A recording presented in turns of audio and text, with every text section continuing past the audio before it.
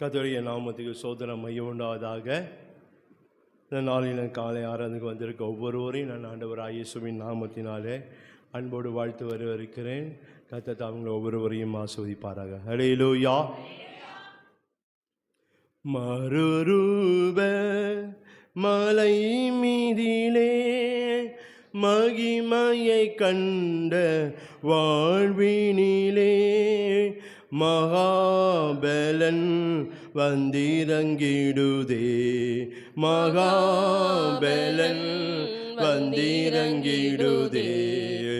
மறுரூப மலை மீதிலே உன்னத ஜீவன் புறப்படுதே, உயர்ஸ்தலமதிலே ஏற்றிடுதே. உன்னத ஜீவன் புறப்படுதே, உயர்ஸ்தலமதிலே ஏற்றிடுதே. மகிமை மகிமை மாமகிமை விளங்கும் மலைவாசம் என் மனமகிழும். மகிமை மகிமை மாமகிமை விளங்கும் மலைவாசம் என் மனமகிழும். மறுரூப மலை மீதிலே மகிமையை கண்ட வாழ்வினிலே மகாபலன் வந்திறங்கிடுதே, மகாபலன் வந்திறங்கிடுதே. மறுரூப மலை மீதிலே தேவ பர்வத கொடுமுடியில் தேவ சமூகம் இறங்கிடுதே. தேவ பர்வத கொடுமுடியில் தேவ சமூகம் இறங்கிடுதே. அருணோதயம் போல் மேகமும் நிழலிடுதே, அண்ணல் வாக்கங்கு தோணித்திடுதே. அருணோதயம் போல் மேகமும் நிழலிடுதே, அண்ணல் வாக்கங்கு தோணித்திடுதே. மறுரூப மலை மீதிலே மகிமையை கண்ட வாழ்வினிலே மகாபலன் வந்திறங்கிடுதே, மகாபலன் வந்திறங்கிடுதே. மறுரூப மலை மீதிலே கண்மலை தேனும் அருந்திடவே என் ஆவியாத்துமா செழித்திடுதே. கண்மலை தேனும் அருந்திடவே என் ஆவியாத்துமா செழித்திடுதே. எனது வாழ்வை போஷிக்கும் பங்கிதுவே, எங்கள் யாக்கோபின் சுதந்திரமே. எனது வாழ்வை போஷிக்கும் பங்கிதுவே, எங்கள் யாக்கோபின் சுதந்திரமே. மறுரூப மலை மீதிலே மகிமையை கண்ட வாழ்வினிலே மகாபலன் வந்திறங்கிடுதே, மகாபலன் வந்திறங்கிடுதே. மறுரூப மலை மீதிலே அக்கினி கோட்டை சூழ்ந்திடுதே, ஆவியின் பலனே காத்திடுதே. அக்கினி கோட்டை சூழ்ந்திடுதே, ஆவியின் பலனே ஜெயமே ஜெயமே தீங்கு நாளின் அரணே, உபவாசம் நல்ல அனுபவமே. ஜெயமே ஜெயமே தீங்கு நாளின் அரணே, உபவாசம் நல்ல அனுபவமே. மறுரூப மலை மீதிலே மகிமையை கண்ட வாழ்வினிலே, மகாபலன் வந்திறங்கிடுதே, மகாபலன் வந்திறங்கிடுதே. மறுரூப மலை மீதிலே ஆச்சரியமான ஆலோசனை, அன்பரின் பாதம் கிடைத்திடுதே. ஆச்சரியமான ஆலோசனை, அன்பரின் பாதம் கிடைத்திடுதே. ஜெயமாய் முழங்கும் ஸ்தோத்திர ஆராதனை, ஜபதூபம் அங்கே எடுப்பே. ஜெயமாய் முழங்கும் ஸ்தோத்திர ஆராதனை, ஜபதூபம் அங்கே எடுப்பே. மறுரூப மலை மீதிலே மகிமையை கண்ட வாழ்வினிலே, மகாபலன் வந்திறங்கிடுதே, மகாபலன் வந்திறங்கிடுதே. மறுரூப மலை மீதிலே சீயோனில் கர்த்தர் ஏற்றிடுவார், சீக்கிரம் நம்மை சேர்த்திடுவார். சீயோனில் கர்த்தர் ஏற்றிடுவார், சீக்கிரம் நம்மை சேர்த்திடுவார். ஒளிவ மலை மேல் அன்றவர் பாதம் நிற்கும், ஒளியாமி சுவந்திடுவார். ஒளிவ மலை மேல் அன்றவர் பாதம் நிற்கும், ஒளியாமி சுவந்திடுவார். மறுரூப மலை மீதிலே மகிமையை கண்ட வாழ்வினிலே, மகாபலன் வந்திறங்கிடுதே, மகாபலன் வந்திறங்கிடுதே. மறுரூப மலை மீதிலே. அல்லேலூயா அல்லேலூயா. இந்த நாளிலும் கூட நம் வேதத்தை நாம் பார்க்கும்படியாய் யோவான் 16ஆம் அதிகாரம், யோவான் 16ஆம் அதிகாரம்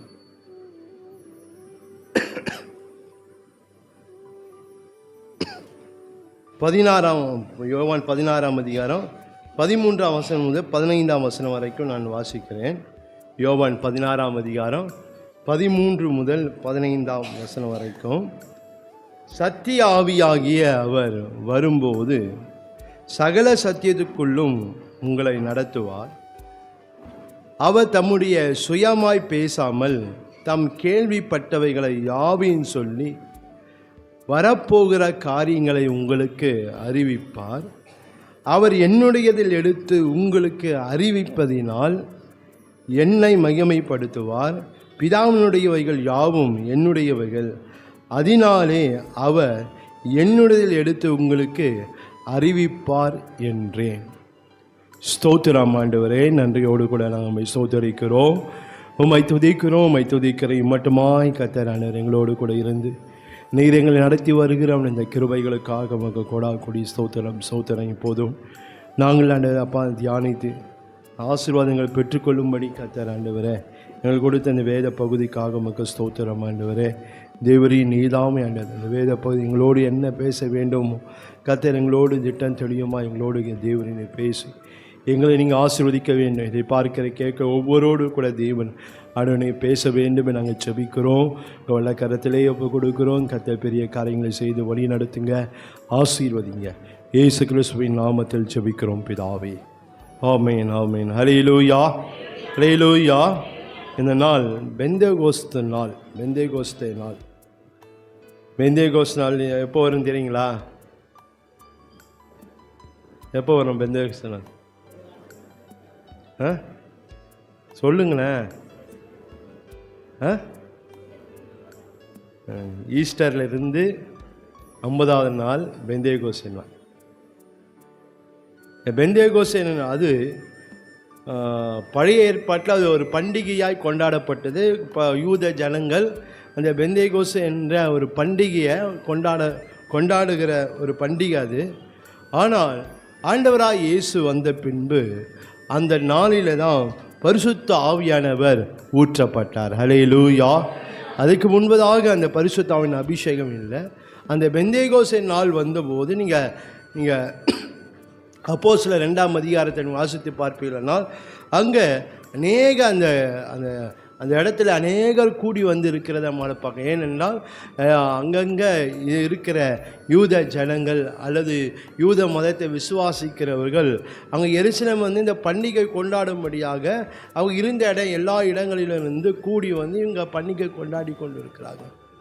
அந்த நாட்களில் தான் இங்கே பரிசுத்த ஆவியானவர் இங்கே ஊற்றப்படுகிறத இந்த அப்போஸ்தலர் 2ஆம் அதிகாரத்தை நம்மளால் பார்க்க முடியும். அந்த நாள் முதற்கொண்டு, அந்த பெந்தேகோஸ்தே என்ற நாள் முதற்கொண்டு தான் சபை ஆரம்பிக்கப்பட்ட ஒரு நாள். ஹல்லேலூயா. ஸோ இன்னும் சொல்ல போனால் சபையினுடைய பிறந்த நாளே அந்த பெந்தேகோஸ்து நாள் தான். ஹல்லேலூயா ஹல்லேலூயா. அந்த நாள் தான் அந்த ஆவிக்குரிய சபை இங்கே பிறக்கிறதை இங்கே நம்மளால் பார்க்க முடியும். ஒரு சொற்ப ஜனங்கள் கொண்டு கிட்டத்தட்ட ஒரு 120 பேர் இந்த மேல் வீட்டு அறையில் கூடி இருக்கிறாங்க. அந்த அவருக்கு மேலே பரிசுத்த ஆவியானவர் பொழிந்தள்ளுகிறத அந்த வேத சம்பவத்தில் அப்போஸ்தலர் 2ஆம் அதிகாரத்தில் நம்மளால் பார்க்க முடியும். அந்த நிகழ்வு நடப்பதற்கு முன்பதாகவே ஆண்டவராய் இயேசு இந்த பரிசுத்த ஆவியானவர் குறித்து அவர் உயிரோடு இருக்கும்போது சில காரியங்களை அவர் சொல்லுகிறதை நம்மால் பார்க்க முடியும். அதிலே ஒரு உபதேசம் தான், அதில் ஒரு காரியம் தான் இப்போ நாம் படித்த ஒரு காரியம். என்னவென்றால் 13ஆம் யோவான், நீங்கள் அதுக்கு முன்பதாக நீங்கள்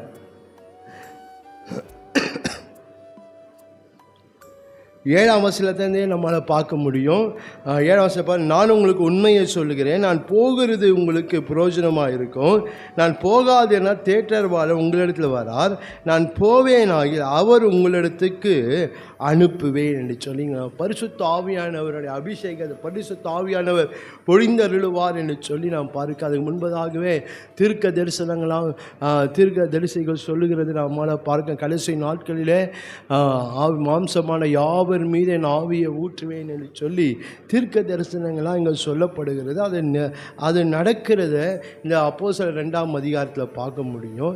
எதற்காக அதை கொடுக்கப்பட்டார், பரிசுத்த ஆவியானவர் எதற்காக ஒரு மனுஷனுக்கு கொடுக்கப்படுகிறார் என்று சொல்லி பார்க்கும்போது அநேக காரியங்கள் அந்த பரிசுத்த ஆவியானவர் கொடுக்கிறதுடைய காரணம் அநேக காரியங்கள் இருக்குது. ஆண்டவர் சொல்கிறார், போகிறது உங்களுக்கு நலமாக இருக்கா, அப்போ பரிசுத்த ஆவியானவர் உங்களிடத்தில் வருவார் என்று சொல்லி.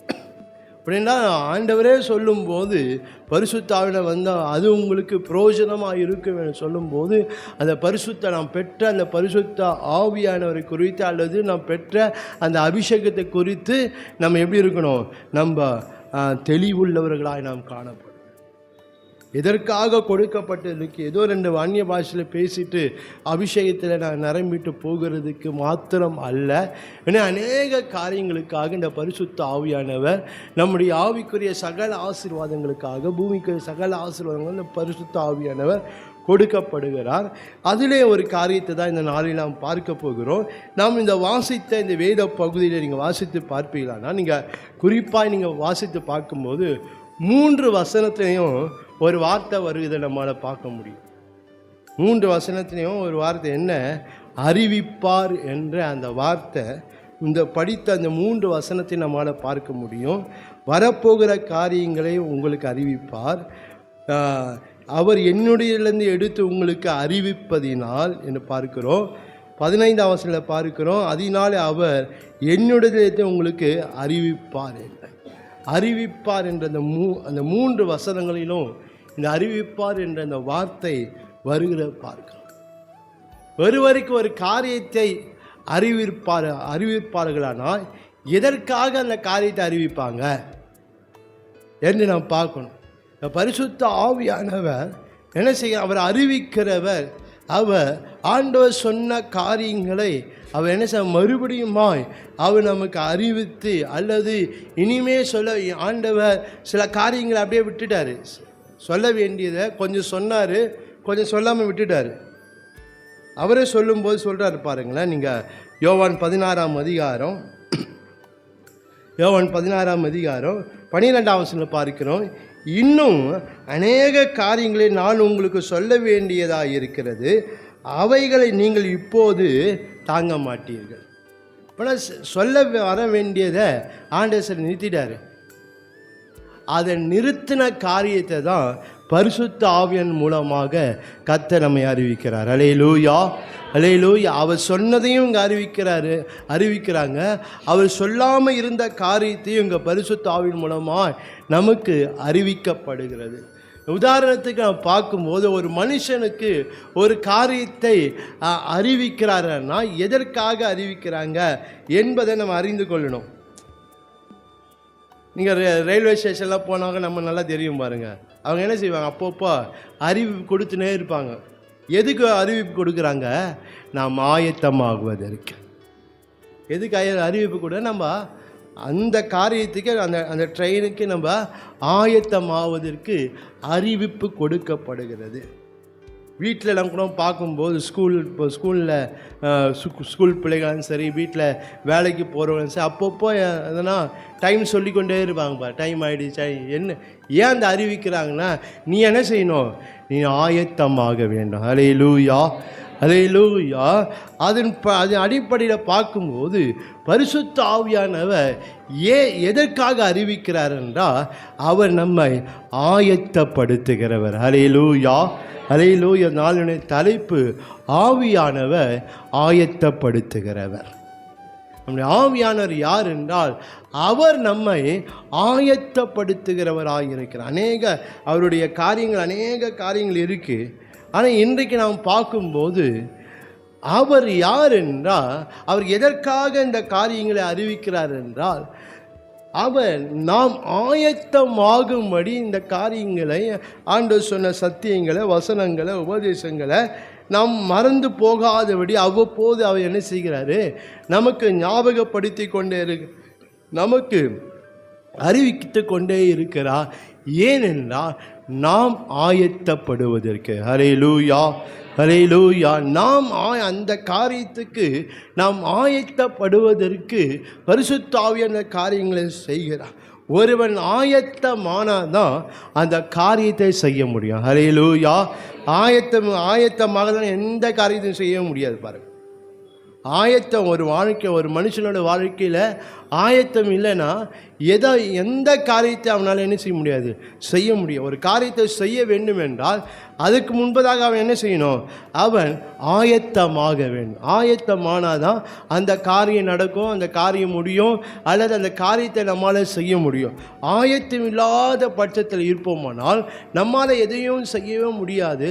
அது நிமித்தம் சில நன்மைகள், அது நிமித்தம் சில ஆசீர்வாதங்களை நாம் இழக்கும்படியான ஒரு சூழ்நிலையில் நாம் தள்ளப்பட்டுருவோம். பாருங்கள், அல்லது அங்கே பார்க்கிறோம், நாம் அதை செய்வதற்காக தான், அல்லது அதன்படி நம்ம வாழ்க்கை இருப்பதற்காக தான், அல்லது அதன்படி நம்ம வாழ்க்கை மாறுவதற்காக தான் ஆவியானவர் நம்மை ஆயத்தப்படுத்துகிறார். அல்லேலூயா, ஹல்லேலூயா. அந்த ஆவியான எதற்காக ஆயத்தப்படுத்துகிறாரோ அந்த ஆயத்தப்படுத்துகிறதுல நாம் இணைந்து கொள்வோமானால், அந்த ஆயத்தப்படுத்துகிறதுல நம்மை இணைத்து கொள்வோமானால், நிச்சயமாய் எதற்காக நம்மை ஆயத்தப்படுத்துகிறாரோ அந்த காரியங்கள் நம்முடைய வாழ்க்கையில் நடக்கும். ஹல்லேலூயா.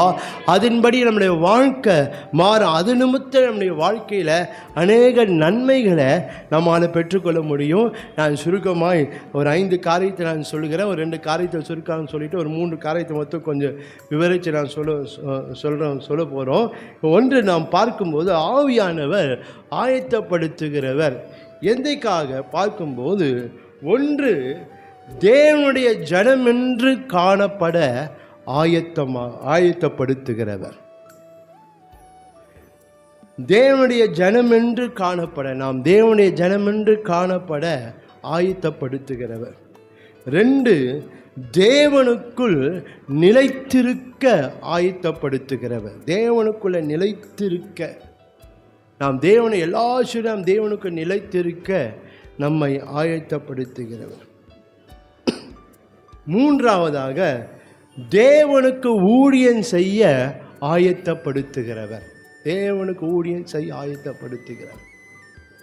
4, தேவன் நியமித்த யுத்தத்தை பண்ண ஆயத்தப்படுத்துகிறார். தேவன் நியமித்த யுத்தத்தை பண்ண ஆயத்தப்படுத்துகிறவர். 5வது, தேவனுடைய வருகையில் எடுத்துக்கொள்ள ஆயத்தப்படுத்துகிறவர். தேவனுடைய வருகையில் எடுத்துக்கொள்ள ஆயத்தப்படுத்துகிறவர்.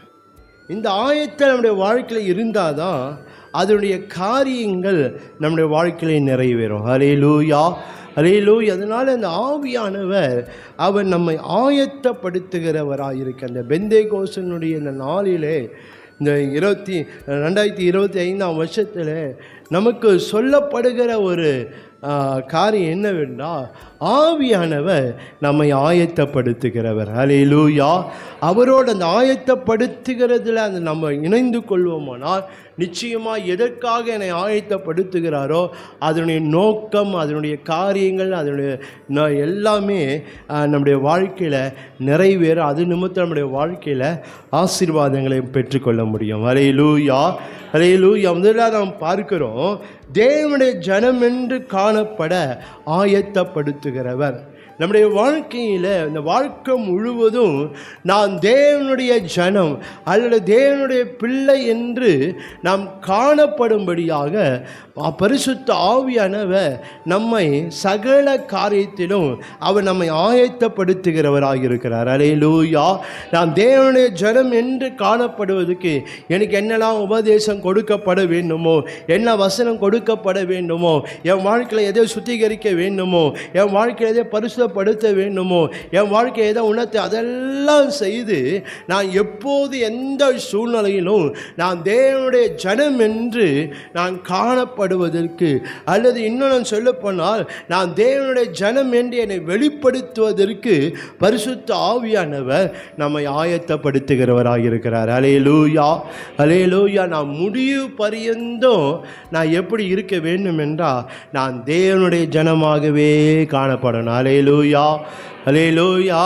ஒரு நாள் உலகத்தின் உலக ஜனம் என்று நம்ம என்ன செய்யக்கூடாது, நாம் காணவே படக்கூடாது.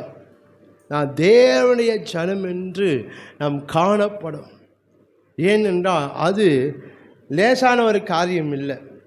அதற்காக தான் பரிசுத்த ஆவியானவர் நாம் கொடுக்கப்பட்டிருக்கிறார். அல்லேலூயா, அல்லேலூயா. நாம் முடிவு பரியந்தம் நாம் தேவ ஜனமாய் காணப்படும்படியாய் ஆண்டவராக இயேசு விரும்பினதுனால நாம் தேவ ஜனமாகவே இருக்கணும் என்று அவர் சித்தம் வைத்ததினால்தான் பரிசுத்த ஆவியானவரை நம்ம கொடுத்திருக்கிறார். அல்லேலூயா, அல்லேலூயா. வேதம் சொல்லுகிறது அவர் பலவீனங்களிலே உதவி செய்கிற ஆவியானவர். ரோமர் 8ஆம் அதிகாரம் 26ஆம் வசனத்தில் நம்மளால் பார்க்கணும். ரோமர் 8:26 பார்க்கணும்.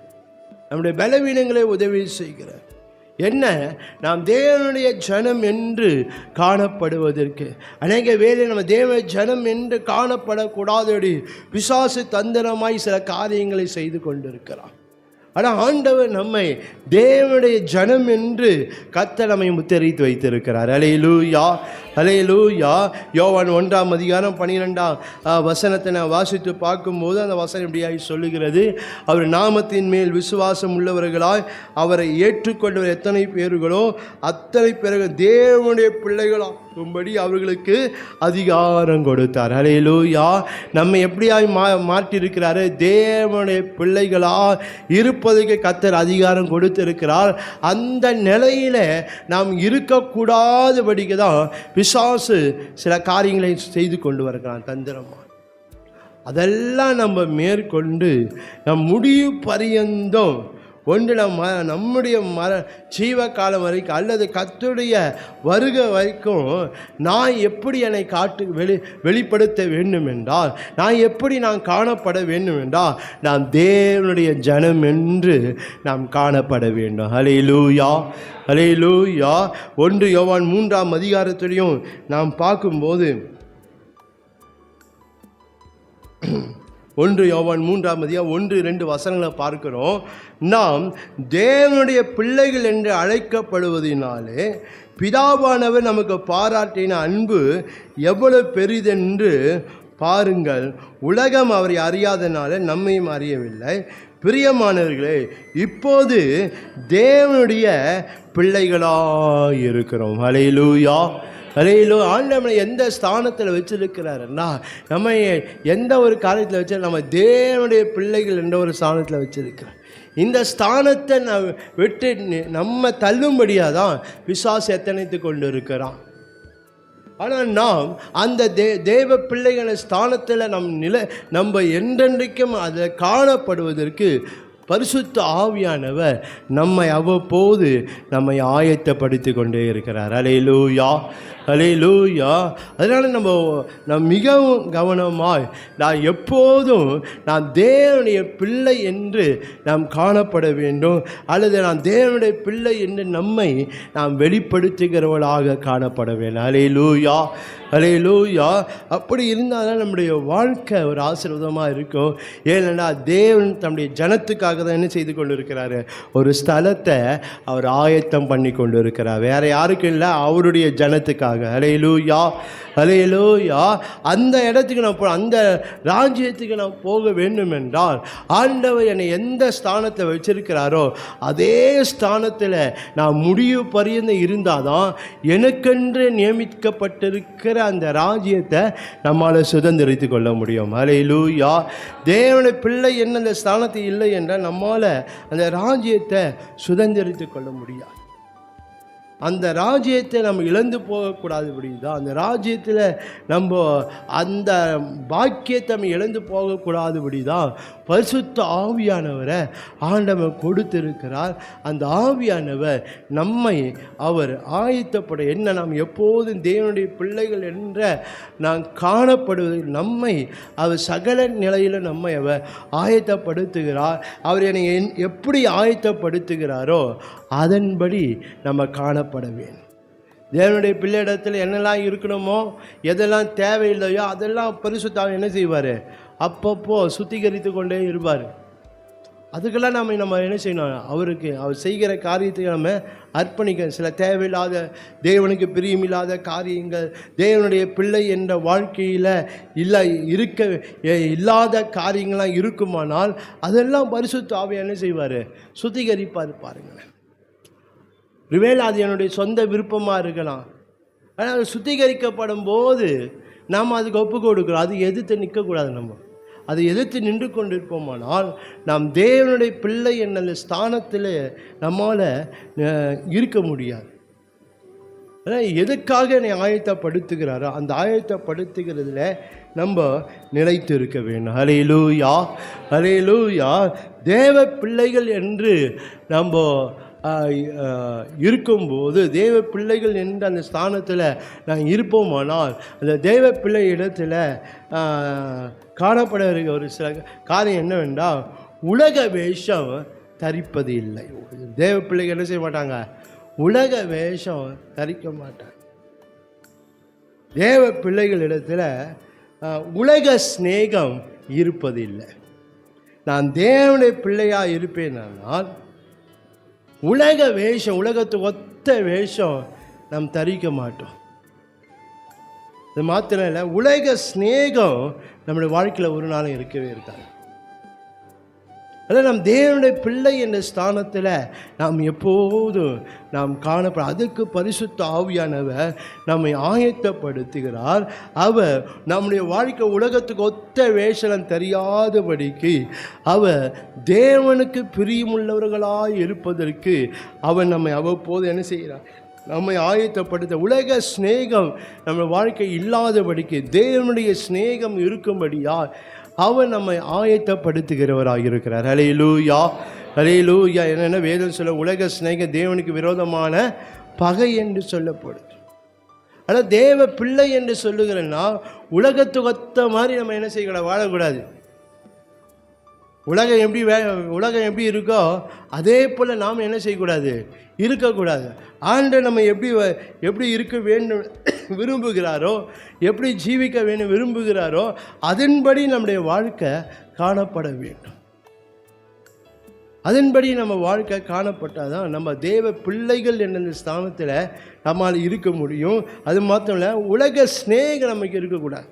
உலக சிநேகத்தை கத்த என்ன செய்கிறாரு, வெறுக்கிறாரு. பாருங்கள், இன்றைக்கி உலக சிநேகத்தில் நம்ம உலகத்தை சிநேகித்து கொண்டு இருப்போமானா உலகத்தில் அது உள்ளவைகளும் நம்ம அன்பு கூறாது இருங்கள் என்று வேதம் சொல்லுது. அதாவது தேவ பிள்ளைகள் இடத்துல காணப்படுகிற ஒரு காரியம் என்னவென்றால், உலக வேஷம் அவங்களுக்கு வாழ்க்கையில் தரிப்பதில்லை, உலக சிநேகம் அவன் வாழ்க்கையில் இருப்பதில்லை. ரெண்டாவதாக நாம் பார்க்கும்போது ஆவியானவர் ஆயத்தப்படுத்துகிறவர் எதுக்கென்னா தேவனுக்குள் நிலைத்திருக்க ஆயத்தப்படுத்துகிறார். நாம் முடிவு பரியந்த தேவனுக்குள் நிலைத்திருக்க ஆயத்தப்படுத்துகிறார். ஏனென்றால் நம்ம தேவனுக்குள்ளே நிலைத்திருக்கக்கூடாது, அல்லது ஆண்டவருக்குள்ளே நாம் நிலைத்திருக்கக்கூடாதபடி தான் பிசாசு எத்தனித்து கொண்டு இருக்கிறான்.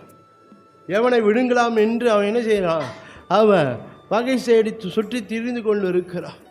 நாம் தேவனுடைய காரியத்திலிருந்து அல்லது தேவனுடைய வழிகளிலிருந்து நம்ம அதிலிருந்து பிடுங்குவதற்காக பிசாசு எத்தனைத்து கொண்டு இருக்கிறான்.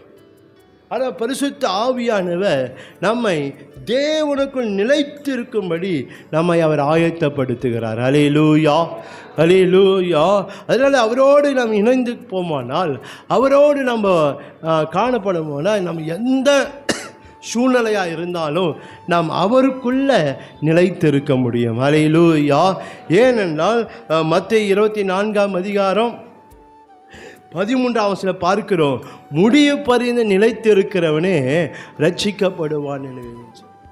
முடிவு பறிந்து நிலைத்திருந்தால் தான் நம்ம என்ன செய்ய முடியும், நம்ம அந்த ரட்சிப்பினுடைய பூரணத்தை நம்மால் அடைய முடியும். இப்போ நம்ம ரட்சிக்கப்பட்டு இருக்கிறோம், அந்த ரட்சிப்பினுடைய பூரணத்தை நோக்கி நாம் போய்கொண்டு இருக்கணும். அது நாம் முடிவு பரியந்தம் நம்ம அவருக்குள்ளே நிலைத்திருந்தால் தான் அந்த ஆசீர்வாதத்தை, அந்த ரட்சிப்பு என்ற ஆசீர்வாதத்தை நம்மால் பெற்றுக்கொள்ள முடியும். நான் தேவனுக்குள்ளே நாம் எந்த நம்ம கிறிஸ்தவ வாழ்க்கையில் சில பாடுகள் வரலாம், சில நெருக்கங்கள் வரலாம், சில போராட்டங்கள் வரலாம், என்ன வேணாலும் வரலாம். ஆனால் நம்ம என்ன செய்யணும், ஆண்டவருக்குள்ளே நாம் நிலைத்திருக்கிறவளாக இருக்கோம். தேவனுடைய காரியத்தை, தேவனுடைய உபதேசத்தில், தேவனுடைய கட்டளைகளை, தேவனுடைய வசனத்தில், தேவனுடைய வழிகளை, தேவன் காட்டுகிற வெளிச்சத்தில் நம்ம நிலைத்திருக்கிறவர்களாக இருக்க வேண்டும். ஹல்லேலூயா, ஹல்லேலூயா. அது நம்முடைய மாம்ச பலத்தினால முடியாது. வசனம் தான் சொல்லுகிறது, பலத்தினாலும் அல்ல பராக்கிரமத்தை என் ஆவியினாலே ஆகும் என்று சொல்லு. என்னுடைய மாம்ச பலத்தினால நம்ம ஒன்றும் செய்ய முடியும். அதற்காக தான் ஆண்டவராய் இயேசு பரிசுத்த ஆவியானவர் நம்மை கொடுத்திருக்கிறார். ஹல்லேலூயா. எதற்கென்றால் நாம் தேவனுக்குள் நிலைத்திருக்கத்தக்கது. நாம் தேவனுக்குள் நிலைத்திருக்கக்கூடாதுபடிதான் பிசாசு போராடி கொண்டு இருக்கிறார். பிசாசு நம்ம எதிர்த்து நின்று கொண்டு இருக்கிறான். பிசாசு சில காரியங்களை நமக்கு செய்து கொண்டு இருக்கிறான்.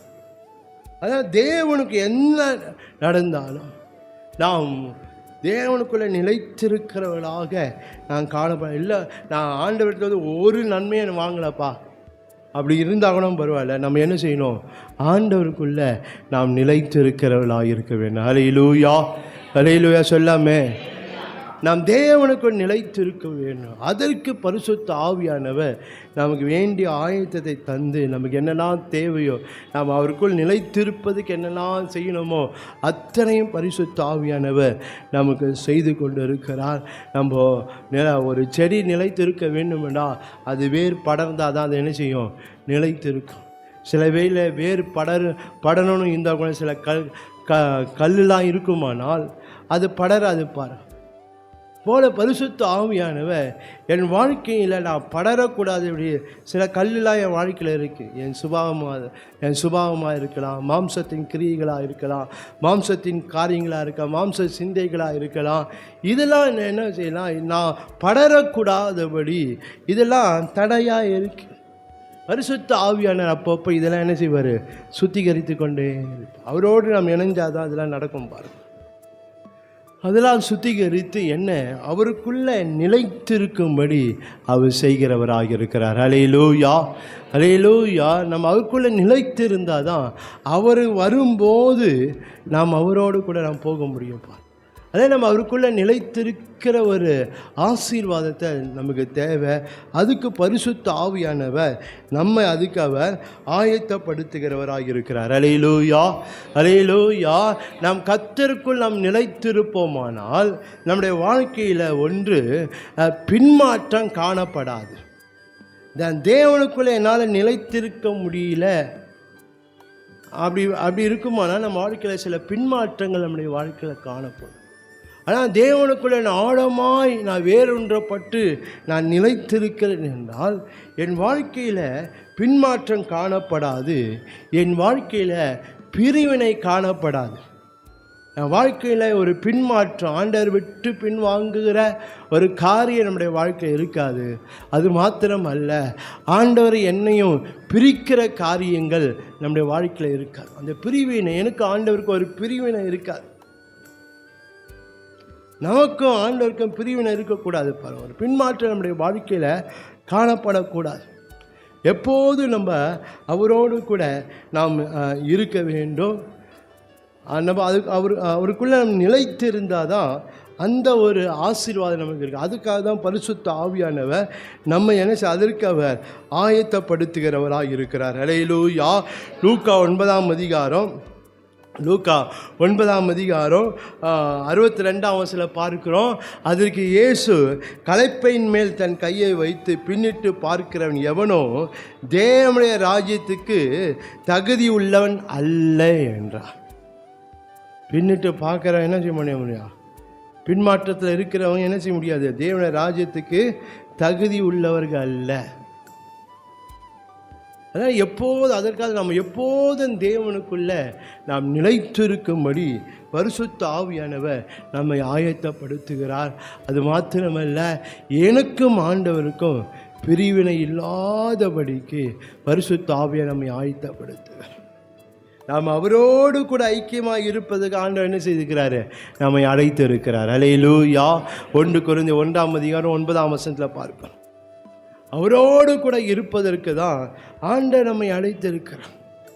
சில வேளையில் அந்த ஐக்கியத்தை விட்டு பிரிக்கிற பிசாசின் காரியங்கள், சில பிசாசு உலக காரியங்கள் நம்முடைய வாழ்க்கையில் கொண்டு வந்து நம்மையும் ஆண்டையும் அவன் பிரிக்க பார்க்குறான். நம்மையும் தேவனுடைய காரியத்தை அவன் பிரிக்க பார்க்குறான். ஆனால் நாம் தேவனுக்குள் நிலைத்திருப்போமானால் அவன் என்னதான் கொண்டு வந்தாலும் அந்த பிரிவினை நம்முடைய வாழ்க்கையில் இருக்காது. ரோமர் 8ஆம் அதிகாரத்தில் நான் வாசித்து பார்க்கும்போது அந்த வசனம் இப்படியாகி சொல்லுகிறது. ரோமர் 8ஆம் அதிகாரம் நீங்கள் 35ஆம் வசனத்தில் நீங்கள் வாசித்து பார்ப்பீங்கன்னு தெரியும். அது 39ஆம் வசனம் வாசிக்கிறேன். உயர்வானாலும் தாழ்வானாலும் வேறு எந்த சிருஷ்டியானாலும் நம்முடைய கர்த்தராகிய இயேசு கிறிஸ்துவில் உள்ள தேவனுடைய அன்பை விட்டு நம்மை பிரிக்க மாட்டாதென்று நிச்சயித்திருக்கிறேன். என்ன நடந்தாலும் ஆண்டவருடைய அன்பை அல்லது ஆண்டவர் என்னையும் எதுவும் பிரிக்க மாட்டாது. இது எப்போ நம்மளுக்கு வாழ்க்கை வரும்னா நம்ம தேவனுக்குள்ள நிலைத்திருக்கும் போது தான்.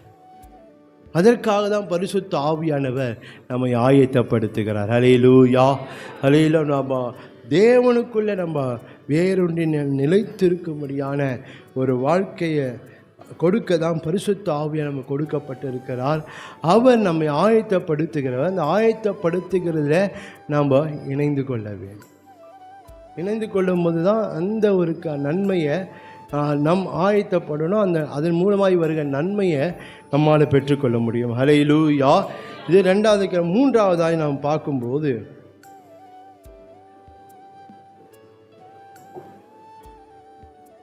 தேவனுக்கு ஊழியம் செய்ய ஆயத்தப்படுத்துகிறவர்.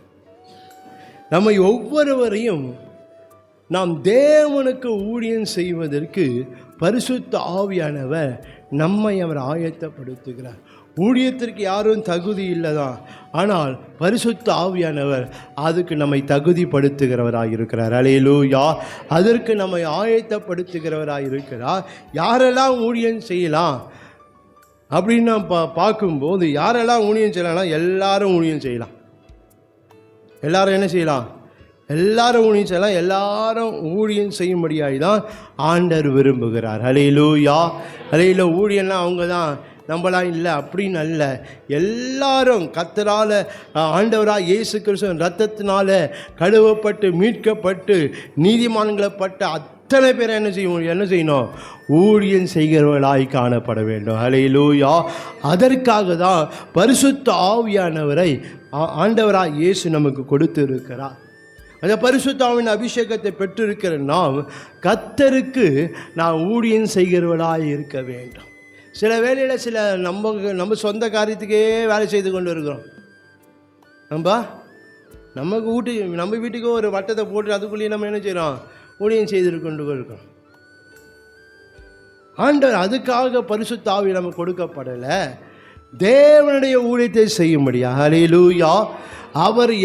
அவர் விரும்புகிற ஊழியத்தை செய்யும்படியாய் தான் தேவன் பரிசுத்த ஆவியை கொடுத்த. நான் விரும்புகிற ஊழியம் இல்லை, அவர் விரும்புகிறார். நான் என்ன ஊழியம் செய்யணும் அவர் விரும்புகிறாரோ, அவரை சித்தம் வைத்து அந்த ஊழியத்தை செய்யும்படியாய் தான் பரிசுத்த ஆவியான நமக்கு கொடுக்கப்பட்டிருக்கிறார்.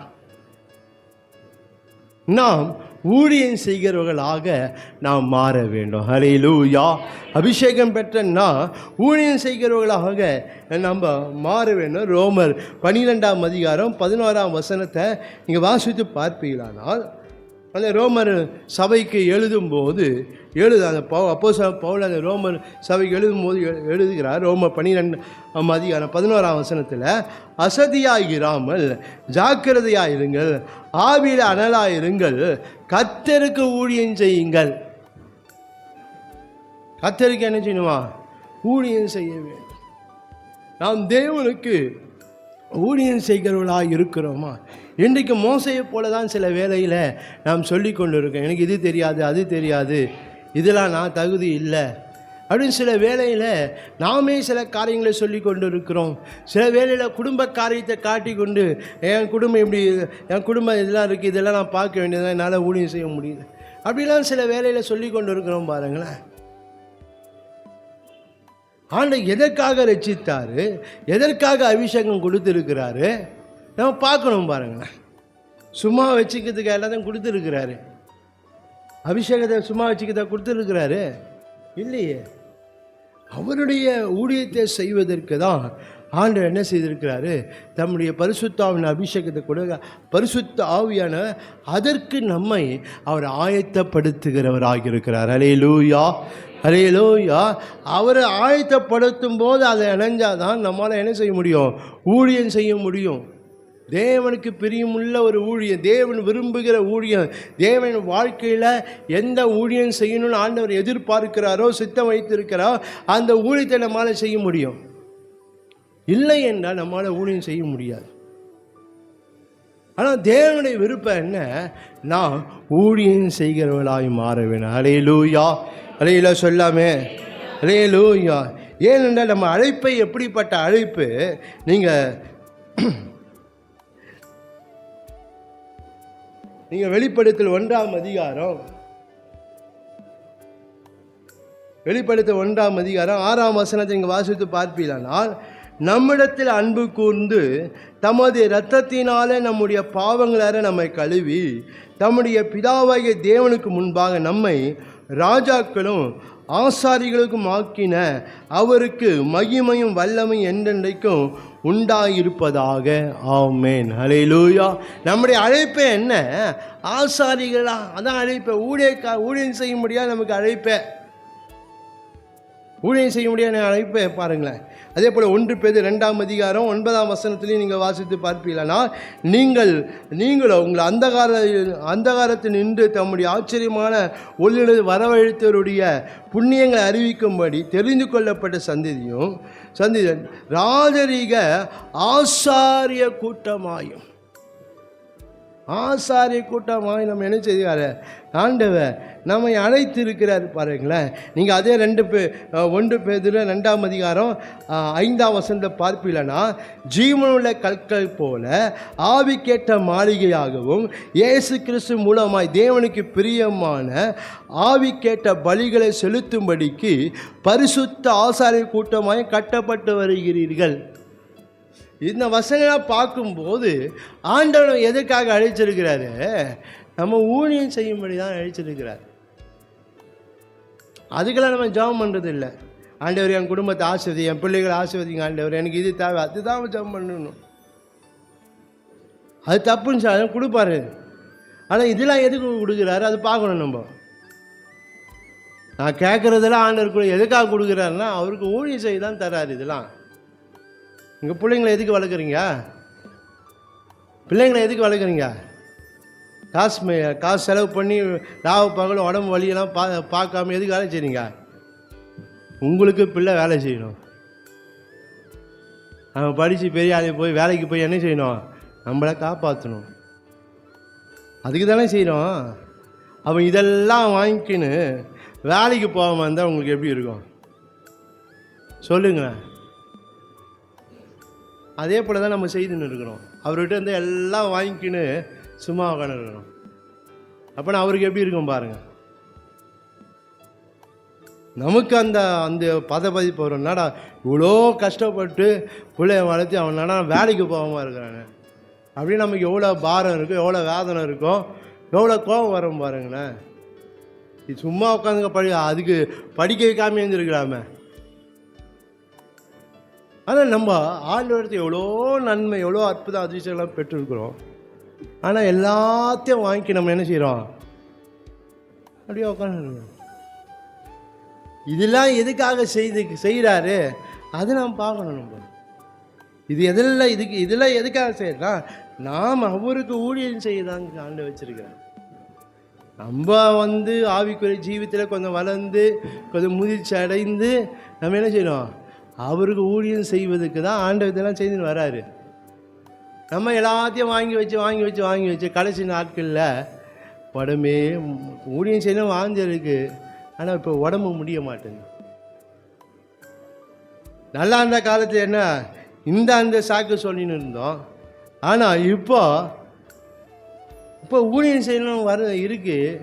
ஆனால் உடம்பு தான் எனக்கு ஒத்து உழைக்க மாட்டேன். நீங்கள் அப்படி தானே வாழ்ந்து கொண்டு இருக்கிறோம். பரிசுத்த ஆவியானவர் எதுக்காக கொடுக்கப்பட்டிருக்கிறாருன்னா நாம் தேவனுக்கு ஊழியம் செய்யும்படியாக தான் பரிசுத்த ஆவியானவர் நமக்கு கொடுக்கப்பட்டிருக்கிறார். அவரோடு நம்ம இணைக்கப்பட்டு நம்மை அவர் ஆயத்தப்படுத்துகிறவர்.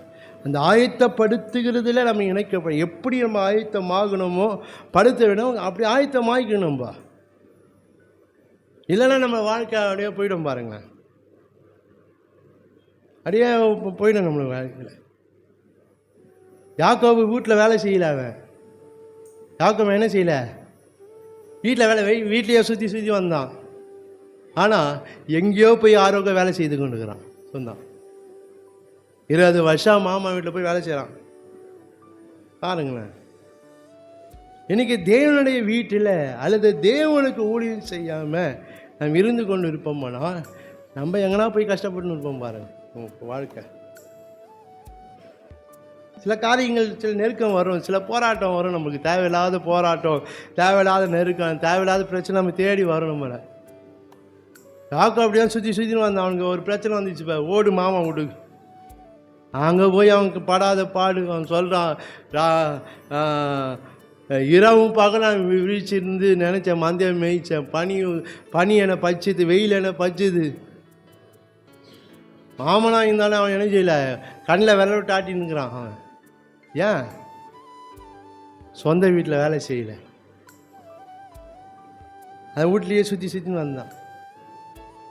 இன்றைக்கி நம்ம பார்க்கணும் பாரு, நம்முடைய காரியத்தையே நம்ம பார்த்து கொண்டு இருக்கோம். அதுக்காக அதுவும் பார்க்க வேண்டியதான். அதே வேளையில் கர்த்தர் எதற்காக என்னை அழைச்சார், முன்குறிச்சார், தெரிந்து கொண்டார், என்னை அபிஷேகித்தார், அதை நாம் பார்க்கணும். நம்ம காரியத்தை இதெல்லாம் ஆண்டவர் செய்யலைன்னா என் வாழ்க்கை எப்படி இருந்திருக்கேன் நீங்களே சொல்லுங்களேன். நான் இப்படி இது போல் ஆசீர்வாதமாக இருப்பேனா? இல்லை, ஆண்டவர் அன்றைக்கி செய்ததுனால தான் நான் இப்படி இருக்கிறேன். ஆனால் இப்போ ஆண்டவர் செய்ததே வச்சு நான் என்ன செய்கிறேன், அதுவே நான் தலையாக சொல்லி கொண்டு இருக்கிறேன். இதனால தான் நான் ஊழியம் செய்ய, இதனால தான் என்னால் வர முடியும். இன்றைக்கு நம்முடைய வாழ்க்கையில் பார்க்கணும் பாரு, இந்த ஆவியானவர் என்னை எப்படிலாம் ஆயத்தப்படுத்துகிறாரோ அப்படி நம்ம இணைஞ்சாதான் நம்ம கர்த்தருக்கு நாம் ஊழியம் செய்ய முடியும். பாருங்களேன், எபிரேயர் 5ஆம் அதிகாரம். அதனால் அபிஷேகம் பண்ணப்பட்ட தேவ ஜனமாகிய சபை ஜனமாகிய நம்ம ஆழமாய் ஒன்று மனதில் பதித்து கொள்ள வேண்டும். நாம் கர்த்தருக்கு நாம் ஊழியம் செய்கிறவர்களாக இருக்கும், கர்த்தருக்கு ஊழியம் செய்கிறவர்களாக இருக்க வேண்டும். ஆதியில் பார்க்கும்போது, பழைய ஏற்பாட்டில் பார்க்கும்போது, ஆசாரனை தவிர எந்த ஜனம் என்ன செய்யக்கூடாது, தேவனுடைய ஆலயத்தில் பிரவேசிக்கக்கூடாது. யாரை கர்த்தர் நியமித்தாரோ அவர்களை தான் போகணும். அதுதான் நீங்கள் இந்த எபிரேயர் 5ஆம் அதிகாரம் 4ஆம் வசனத்தில் பார்ப்பீர்களானால், மேலும் ஆரோனை போல தேவனால் அழைக்கப்பட்டால் ஒழிய ஒருவனும் இந்த கனமான ஊழியத்துக்கு தானாய் ஏற்படுகிறது இல்லை. அப்படி ஒரு கடுமையான இருந்தது. ஆனால் ஆண்டவராக இயேசு வந்து தன்னுடைய ரத்தத்தை சிந்தி அதில் இருக்க தடையெல்லாம் நீக்கி நாம் அந்த ஆலயத்திற்குள்ளே போய் பிரவேசித்து ஊழியம் செய்வதற்கு பரிசுத்த ஆவியானவனை கொடுத்திருக்கிறார். ஹல்லேலூயா, ஹல்லேலூயா. அதனால் நம்முடைய இதெல்லாம் ஆண்டவர் இவ்வளோ பெரிய காரியத்தை நம்ம செய்திருக்கிறார், அதை நம்ம பெற்றுக்கொண்டு இருக்கிறோம். ஆனால் எல்லாவற்றையும் செய்துட்டு நாம் கர்த்தருக்கு ஊழியம் செய்யாமல் இருப்போமானால் அது தேவனுக்கு எப்படி இருக்கும், அது தேவனுக்கு முன்பாக எப்படி இருக்கும், தேவனுடைய பார்க்க எப்படி இருக்கும் என்று நாம் பார்க்க வேண்டும். ஆனால் தேவனுக்கு நம்ம எப்போதும் நம்ம ஊழியம் செய்கிறவர்களாக நம்ம இருக்கணும். முடிவு பறிந்த ஊழியம் செய்ய, வயசாகிடுச்சு என்னால் ஊழியம் செய்யும் அப்படின்னு நம்ம சொல்லக்கூடாது. இன்றைக்கி அது ஒரு சாக்கு வச்சுக்கிறோம். நம்ம நாசியில் சுவாசம் இருக்கிற வரைக்கும் கர்த்தருக்கு என்ன செய்யணும், ஊழியம் செய்யணும். என்னால் வயசாகி போயிடுச்சு அதெல்லாம் ஊழியம் செய்ய முடியாது அப்படின்னு சொல்லிட்டீங்கன்னா அப்படியே நின்றுவீங்க. அதுக்கப்புறம் ஒரு ஸ்டெப்பு கூட ஊழியத்தில் உங்களால் என்ன செய்ய முடியாது, காலையில் வைக்கவும் முடியாது. பிசாசு அந்த வார்த்தைக்கு தான் காத்துன்னு இருக்கிறான். எனக்கு இதனால் என்ன ஊழியம் செய்ய முடியாது அப்படின்ட்டு சொல்கிற வார்த்தைக்கு தான் பிசாசு காற்று அதை பிடிச்சிப்பான். அப்படியே என்ன ஆனாலும் சரி, வியாதியாக இருக்கலாம், என்ன ஆனாலும் சரி, நான் கர்த்தருக்கு ஊழியம் செய்யணும் என்ற அந்த சிந்தை, அந்த மனம், அந்த எண்ணம் நமக்குள்ளே இருந்து கொண்டே இருக்கணும். நம்ம அறிக்கையிட்டு கொண்டே இருக்கணும். எதையும் காரணம் காட்டி நம்ம என்ன செய்யக்கூடாது, இதனால் என்னால் ஊழியம் செய்ய முடியும் அப்படின்னு சொல்லக்கூடாது. நம்ம செய்யணும்னா அதோட ஊழியம் முடிஞ்சு போச்சு, அதுதான். அதுக்கு மேலே நம்மளால் ஒரு அடி கூட ஊழியத்தில் என்ன செய்ய முடியாது, எடுத்து வைக்கவே முடியாது நம்மளால். அதனால் நம்ம முடிவு பரிந்தும் நாம் கர்த்தருக்கு ஊழியம் செய்கிறவர்களாக நாம் காணப்பட வேண்டும். 1 தீமோத்தேயு 4:5 பாருங்க, ஊழியத்தை என்ன செய்ய நிறைவேற்று என்று சொல்லப்படும். நம்ம ஊழியத்தை கர்த்தர் எனக்கு இந்த பூமியில் வைத்திருக்கிற ஊழியத்தை என்ன செய்யணும், நம்ம நிறைவேற்ற வேண்டும். பாரு, கர்த்தர் இந்த பூமியில் நம்ம வைத்திருக்கிற அந்த ஊழியத்தை நாம் நிறைவேற்றி நம்மை அவர் மன்னித்து கொள்ளுங்கள். 2 தீமோத்தேயு 4ஆம் அதிகாரம் 5ஆம் வசனம். உன் ஊழியத்தை நிறைவேற்ற, நம் ஊழியத்தை ஆண்டவர் எனக்கண்டு வச்சிருக்கிற சில காரியங்களை நம்ம என்ன செய்யணும், நான் நிறைவேற்றோம். நிறைவேற்றாமல் அப்படியே இருக்கக்கூடாது. எனக்குன்னு சில பூமியில் நான் செய்வதுக்கு சில ஊழியத்தை கத்த வச்சிருக்கிறாரா, அதை நான் செய்யணும் பாருங்களேன். அதை நான் செய்யணும். வீட்டில் உங்கள் வேலையை நீங்கள் தான் செய்கிறீங்க. வீட்டில் அவங்கவுங்க வேலை அவங்க தானே செய்கிறீங்க. ஏன் இது நமக்கு கொடுக்கப்பட்டு நம்ம தான் செய்தாகணும். கை வலிச்சாலும் கால் வலிச்சாலும் ஜுரம் வந்தாலும் என்ன செய்யணும்? துணி நான் தான் துவைச்சாகணும், சாமான் நம்ம தான் வளைக்காகணும், சமையல் பண்ணி தான் ஆகணும். அதே போல தான் ஊழியத்துலேயும் எனக்கு கொடுக்கப்பட்ட வேலையை நம்ம என்ன செய்யணும்? எனக்கு கொடுக்கப்பட்ட ஊழியத்தை நம்ம நிறைவேற்றணும். அதுக்கு தான் ஆண்டு அபிஷேகம் தராரு, சில வரங்கள் தராரு, சில கிருபையை தராரு, சில ஜப அபிஷேகம் தராரு, சில ஒரு ஞானத்தை தராங்க. இதெல்லாம் எதுக்கு தராருன்னா என் ஆசீர்வாதத்துக்காக இல்லை, ஆண்டவருக்கு ஊழியம் செய்யறதுக்கு தான் ஆண்டவர் இதெல்லாம் தந்து கொண்டு இருக்கிறார். ஆனால் எனக்கு கொடுக்கப்பட்ட ஆண்டவர் எனக்காக நியமித்திருக்கிற, எனக்காக வைத்திருக்கிற வேலையை நான் செய்யணும். நாங்கள் போய் நிற்கும் போது ஆண்டவர் நம்மளை பார்த்து சொல்லக்கூடாது, என்ன நான் உனக்கு இந்த வேலையை கொடுத்தேன் நீ செய்யாமல் வந்துட்டேன் அப்படின்னு சொல்லக்கூடாது. ஆண்டவர் உனக்கு இந்த வேலையை நான் வச்சுருந்தேன், ஆனால் இந்த வேலையை நீ செய்யலையே அப்படின்னு ஆண்டவர் கேட்டார்னா நம்ம எங்கே போகிறது சொல்லுங்களேன்? பார்க்கணும் பாரு. இந்த வேலை செய்வதுக்கு தான் உனக்கு இந்த இந்த அறிவு, ஞானம், திறமை, அபிஷேகம் எல்லாம் உனக்கு கொடுத்துருக்குறேன். ஆனால் இந்த வேலை செய்யாமல் நீ வந்துட்டிய, இப்போ என்ன செய்யுது? நம்முடைய ஆண்டவர் எல்லாருக்கும் ஒரு வேலையை கொடுத்துக்கலாம். மத்தேயு 25 பார்க்கிறோம். அந்த எஜமா அந்த 3 வேலைக்காரங்க அவனோட தகுதிக்கேற்ப என்ன செய்தான்? வேலையை கொடுத்துட்டு போயிட்டாங்க, தாளந்தை கொடுத்துட்டு போயிட்டான். அதுபோல் நமக்கு தகுதிக்கு ஆண்டவர் நம்ம தகுதிக்கேற்ற சில வேலைகளை நான் செய்யும்படியாய் கர்த்தர் நமக்கு வைத்திருக்கிறார். அதை நம்ம என்ன செய்யணும்? நம்ம நிறைவேற்றுகளாக நாம் இருக்க வேண்டும். நீங்கள் கொலோசியர் 4 நீங்கள் வாசித்து பார்ப்பீங்களானால், கொலோசியர் 4 17 பவுல் சொல்லும்போது சொல்கிறாரு, என்ன சொல்லுன்னா, அர்கிபை கண்டு நீ கர்த்தரிடத்தில் பெற்ற ஊழியத்தை நிறைவேற்றும்படி கவனமாய் இருப்பாயாக என்று சொல்லுங்கள். நீ கர்த்தரிடத்தில் பெற்ற ஊழியத்தை செய்ய கவனமாக இரு, அசதியாக இராத, மறந்து போகாத. இன்னைக்கு அதெல்லாம் மறந்து போச்சு நம்மளுக்கு. நம்ம ஆண்டை எதுக்காக அழிச்சாரு, எதுக்காக, அதெல்லாம் மறந்து போச்சு நம்மளுக்கு. இன்றைக்கு பெந்தேகோஸ்து என்ற அந்த நாளில் ஆண்டவர் நம்மோட கூட பேசி கொண்டு இருக்கிறாரு. உனக்கு எதற்காக இந்த அபிஷேகம் கொடுத்துருக்கிறேன்னா, உன்னை ஊழியம் செய்வதற்கு ஆயத்தப்படுத்தும்படியாதான் இந்த ஆவியானவர் கொடுக்கப்பட்டிருக்கிறார். அந்த ஆவியானவர் ஆயத்தப்படுத்துகிறதுல நம்ம இணைந்து கொள்ள வேண்டும், இணைந்து கொள்ளணும். அப்போ தான் அவர் நம்மை ஆயத்தப்படுத்தி நம்ம ஊழியம் செய்ய வைப்பார். ஆயத்தப்படுறதுக்கு முன்னாடியே நம்ம விட்டுக்கட்ட போட்டாச்சு. எனக்கு இது இருக்குது, அது இருக்குது, இது இப்படி இருக்குது, அப்படி இருக்குட்டு விட்டுக்கட்ட போட்டாச்சு.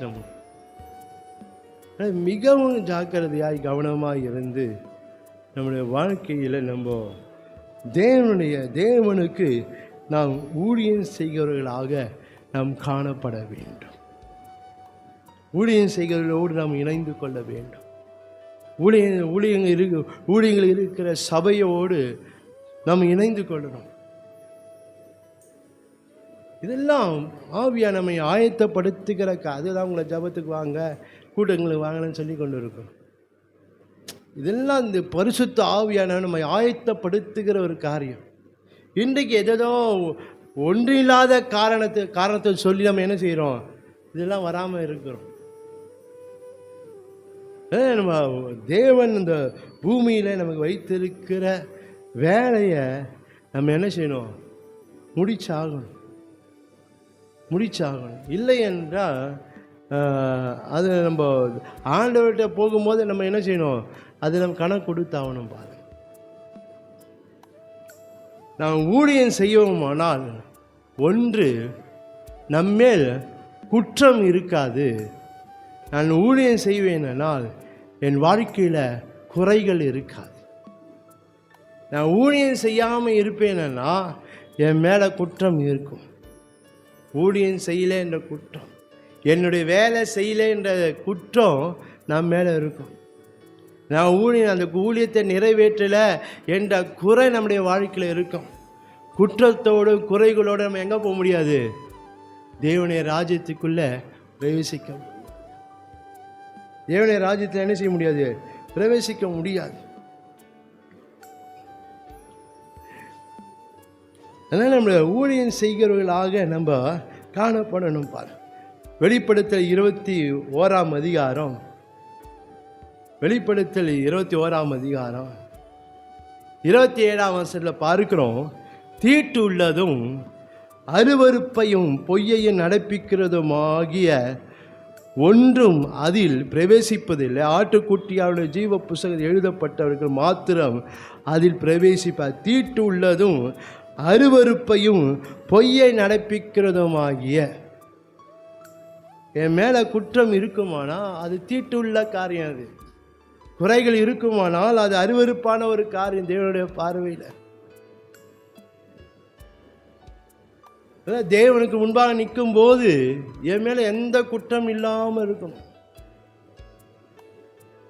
என் மேலே எந்த குற்றம் இல்லாமல் இருக்கும்.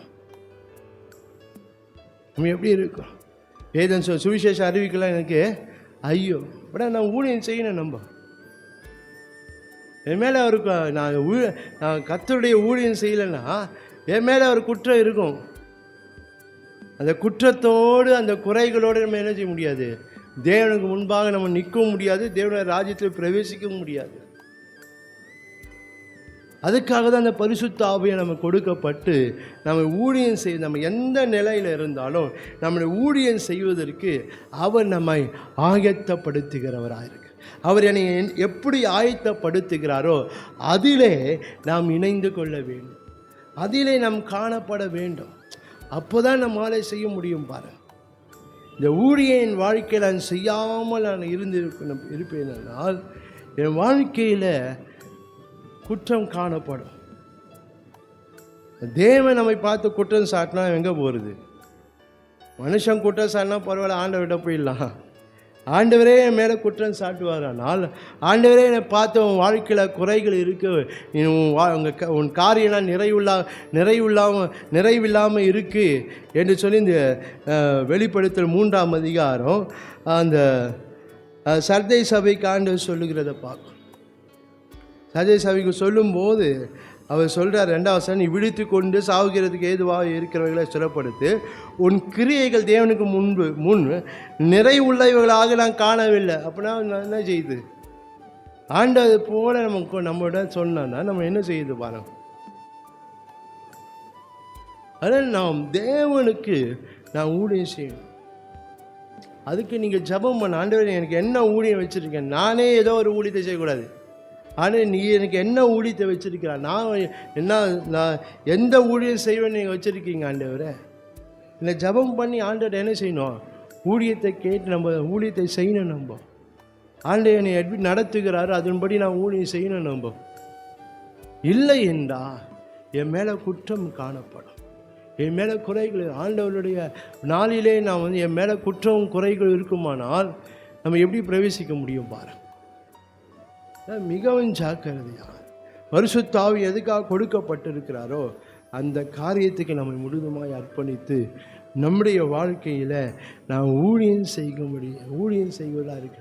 அதற்கு வேண்டிய வல்லமை, அதுக்கு வேண்டிய வரங்கள், அதுக்கு வேண்டிய கிருபைகள் எல்லாம் கர்த்தர் நமக்கு தருகிறார்.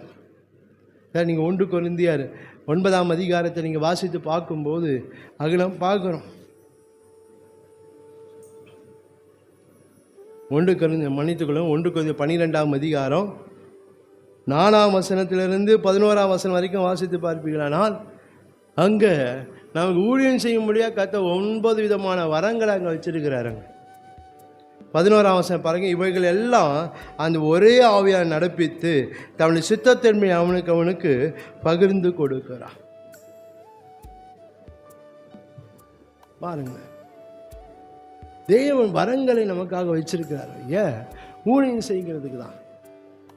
இவ்வளோ ஆண்டவர் வச்சுட்டு நான் ஊழியம் செய்யலைன்னா நான் மேலே ஆண்டவர் சந்தோஷப்படுவாரா? நான் மேலே ஆண்டவர் பிரியப்படுவாரா? பார்க்கணும். அவர் எப்படி சந்தோஷப்படுவார்? எப்படி ஆண்டவர் பிரியப்படுவார்? இதெல்லாம் ஆண்டவர் வச்சிருக்கு. அதெல்லாம் நம்ம உணர்ந்து கர்த்தரிடத்தில் என்ன ஊழியத்தை ஆண்டவர் என்னைக்காக வச்சிருக்கிறீரோ அந்த ஊழியத்தை நம்ம கேட்டு என்ன செய்யணும்? அதை அறிந்து கொண்டு அந்த ஊழியத்தை நான் செய்கிறவளாக இருக்க வேண்டும். என் வீட்டு காரியத்தை காட்டி என்னுடைய சொந்த காரியத்தை காட்டி கொண்டு நான் இருந்து கொண்டிருப்பேனால் என் மேலே அந்த குற்றம் இருக்கும் பாருங்க. அதான் நான் ஊழியம் செய்கிறவன் மேலே குற்றம் இருக்காது, குறை இருக்காது. நான்காவதாக நாம் பார்க்கும்போது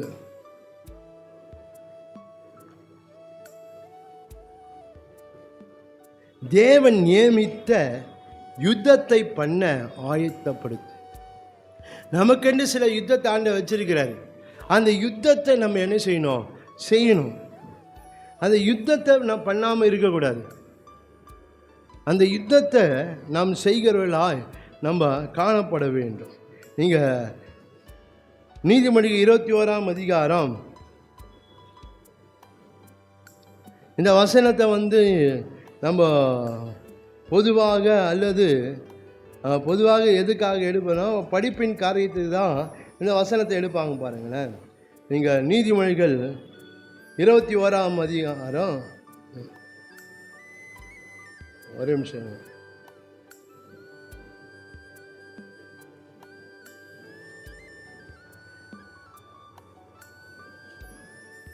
நம்ம பார்க்கும்போது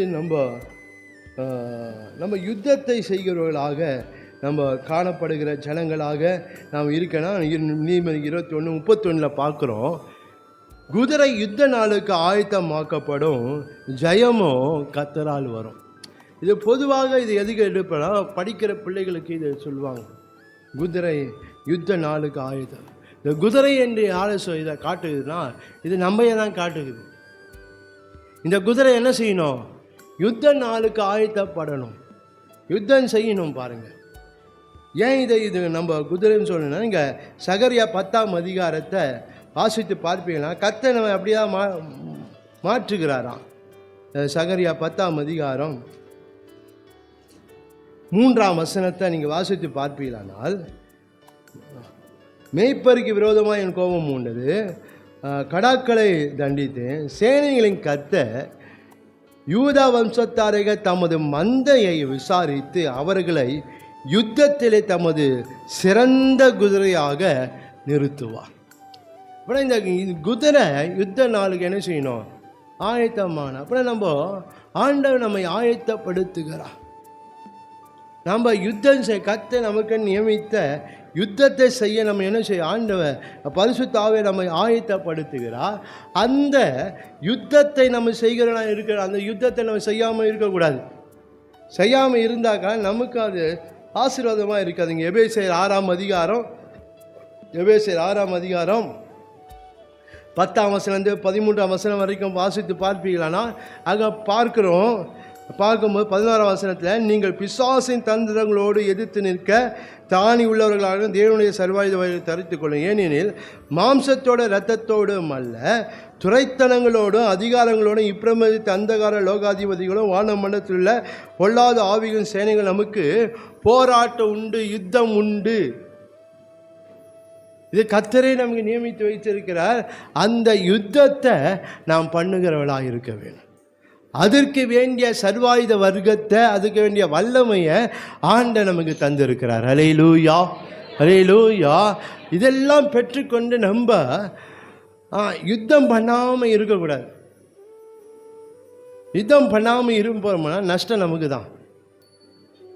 அப்போ இந்த வானமண்டலுக்கு பொல்லாத ஆவி, பிசாசின் தந்திரங்கள் இதெல்லாம் நம்மோடு எதிர்த்து நின்றுக்கணும். ஏன் நான் அந்த ராஜ்யத்துக்குள்ளே பிரவேசிக்கக்கூடாதுன்னு சொல்லி எதிர்த்து நின்று கொண்டு இருக்கு.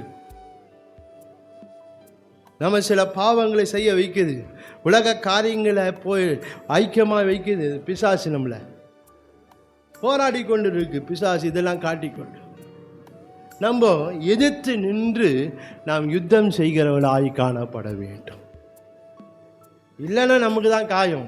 யுத்தம் பண்ணலன்னா அடி நமக்கு தான். நம்ம யுத்தம் இதெல்லாம் நமக்கு நியமித்து வச்சிருக்கிறாரு. அதனால் நம்ம இந்த காரியங்களை யுத்தம் செய்கிறவர்களாக நாம் காணப்பட வேண்டும். அதுக்கு வேண்டிய சர்வாயுதம், அதுக்கு வேண்டிய எல்லாமே 14ஆம் அதிகாரத்தில் 14ஆம் வசனத்திலேருந்து 18ஆம் வசனம் வரைக்கும் பார்ப்பீங்களானால் அதுக்கு வேண்டிய பாதரட்சை, அதுக்கு வேண்டிய கேடயம், பட்டயம் எல்லாமே அங்கே கொடுக்கப்பட்டிருக்கு. தலை சிரா கொடுக்கப்பட்டிருக்கு, மார்க்கவசம் கொடுக்கப்பட்டிருக்கு. இதெல்லாம் எதுக்காக கொடுக்கப்பட்டிருக்குன்னா, நான் யுத்தம் பண்ணுவதற்கு, அந்தகார வல்லமையோடு நாம் யுத்தம் பண்ணுவதற்கு கர்த்தர் இந்த காரியத்தை கொடுத்திருக்கிறார். இதெல்லாம் பெற்றுக்கொண்ட நம்ம யுத்தம் பண்ணாமல் ஒரு நாளும் இருக்கவே கூடாது. யாக்கோபு 4ஆம் அதிகாரம்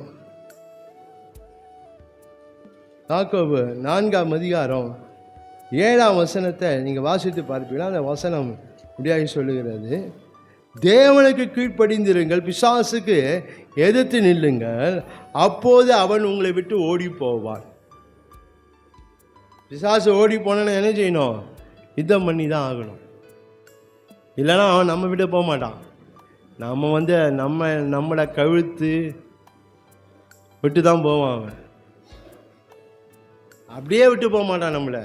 நம்ம ஆண்டவர் விட்டு பிரித்து நம்ம வாழ்க்கையை நாசமாக்கி, நம்ம ஆவிக்குரிய ஜீவித்தை நாசம், தேவன் கொடுத்த கிருபைகளெல்லாம் நாசமாக்கி விட்டு தான் போவாங்க. அதை நம்ம பார்க்க அதற்காக தான் ஆண்டவன் என்ன செய்யறாருன்னா, நம்ம யுத்தம் செய்யும்படி வேண்டிய கிருபைகளை தந்திருக்கிறார். அந்த யுத்தம் செய்வதற்கு வேண்டியது தான் பரிசுத்த ஆவியானவர் நமக்கு அதை ஆயத்தப்படுத்த பரிசுத்த ஆவி நமக்கு கொடுக்கப்பட்டிருக்கிறார். ஹல்லேலூயா, ஹல்லேலூயா. அவர் எப்படி அவர் அந்த யுத்தத்தை நாம் யுத்தம் செய்ய எப்படி ஆயத்தப்படுத்த இருக்கிறாரோ அதன்படி நம்ம நடக்கணும். பாருங்கள், அந்த ரட்சிப்பில் இருக்கணும், அந்த அபிஷேகத்தில் இருக்கணும், அந்த கிருபையில் இருக்கணும், அந்த வசனத்தின்படி நம்ம நடக்கணும், அந்த நீதியின்படி நடக்கணும். இதெல்லாம் இதெல்லாம் இருந்தால் நம்ம அந்த யுத்தம் பண்ண முடியும். இதெல்லாம் இல்லாமல் நம்ம என்ன செய்ய முடியாது? யுத்தம் பண்ண முடியாது. அவனை எதிர்த்து நின்று அவன் யுத்தம் பண்ணலாம், அவன் நம்ம விட்டு போக மாட்டான். அவன் நம்மளோட கூட இருந்து நம்ம வாழ்க்கையை முழுதுமாக தனக்கு சொந்தமாக்கி கொண்டு தான் போயிடுவாங்க.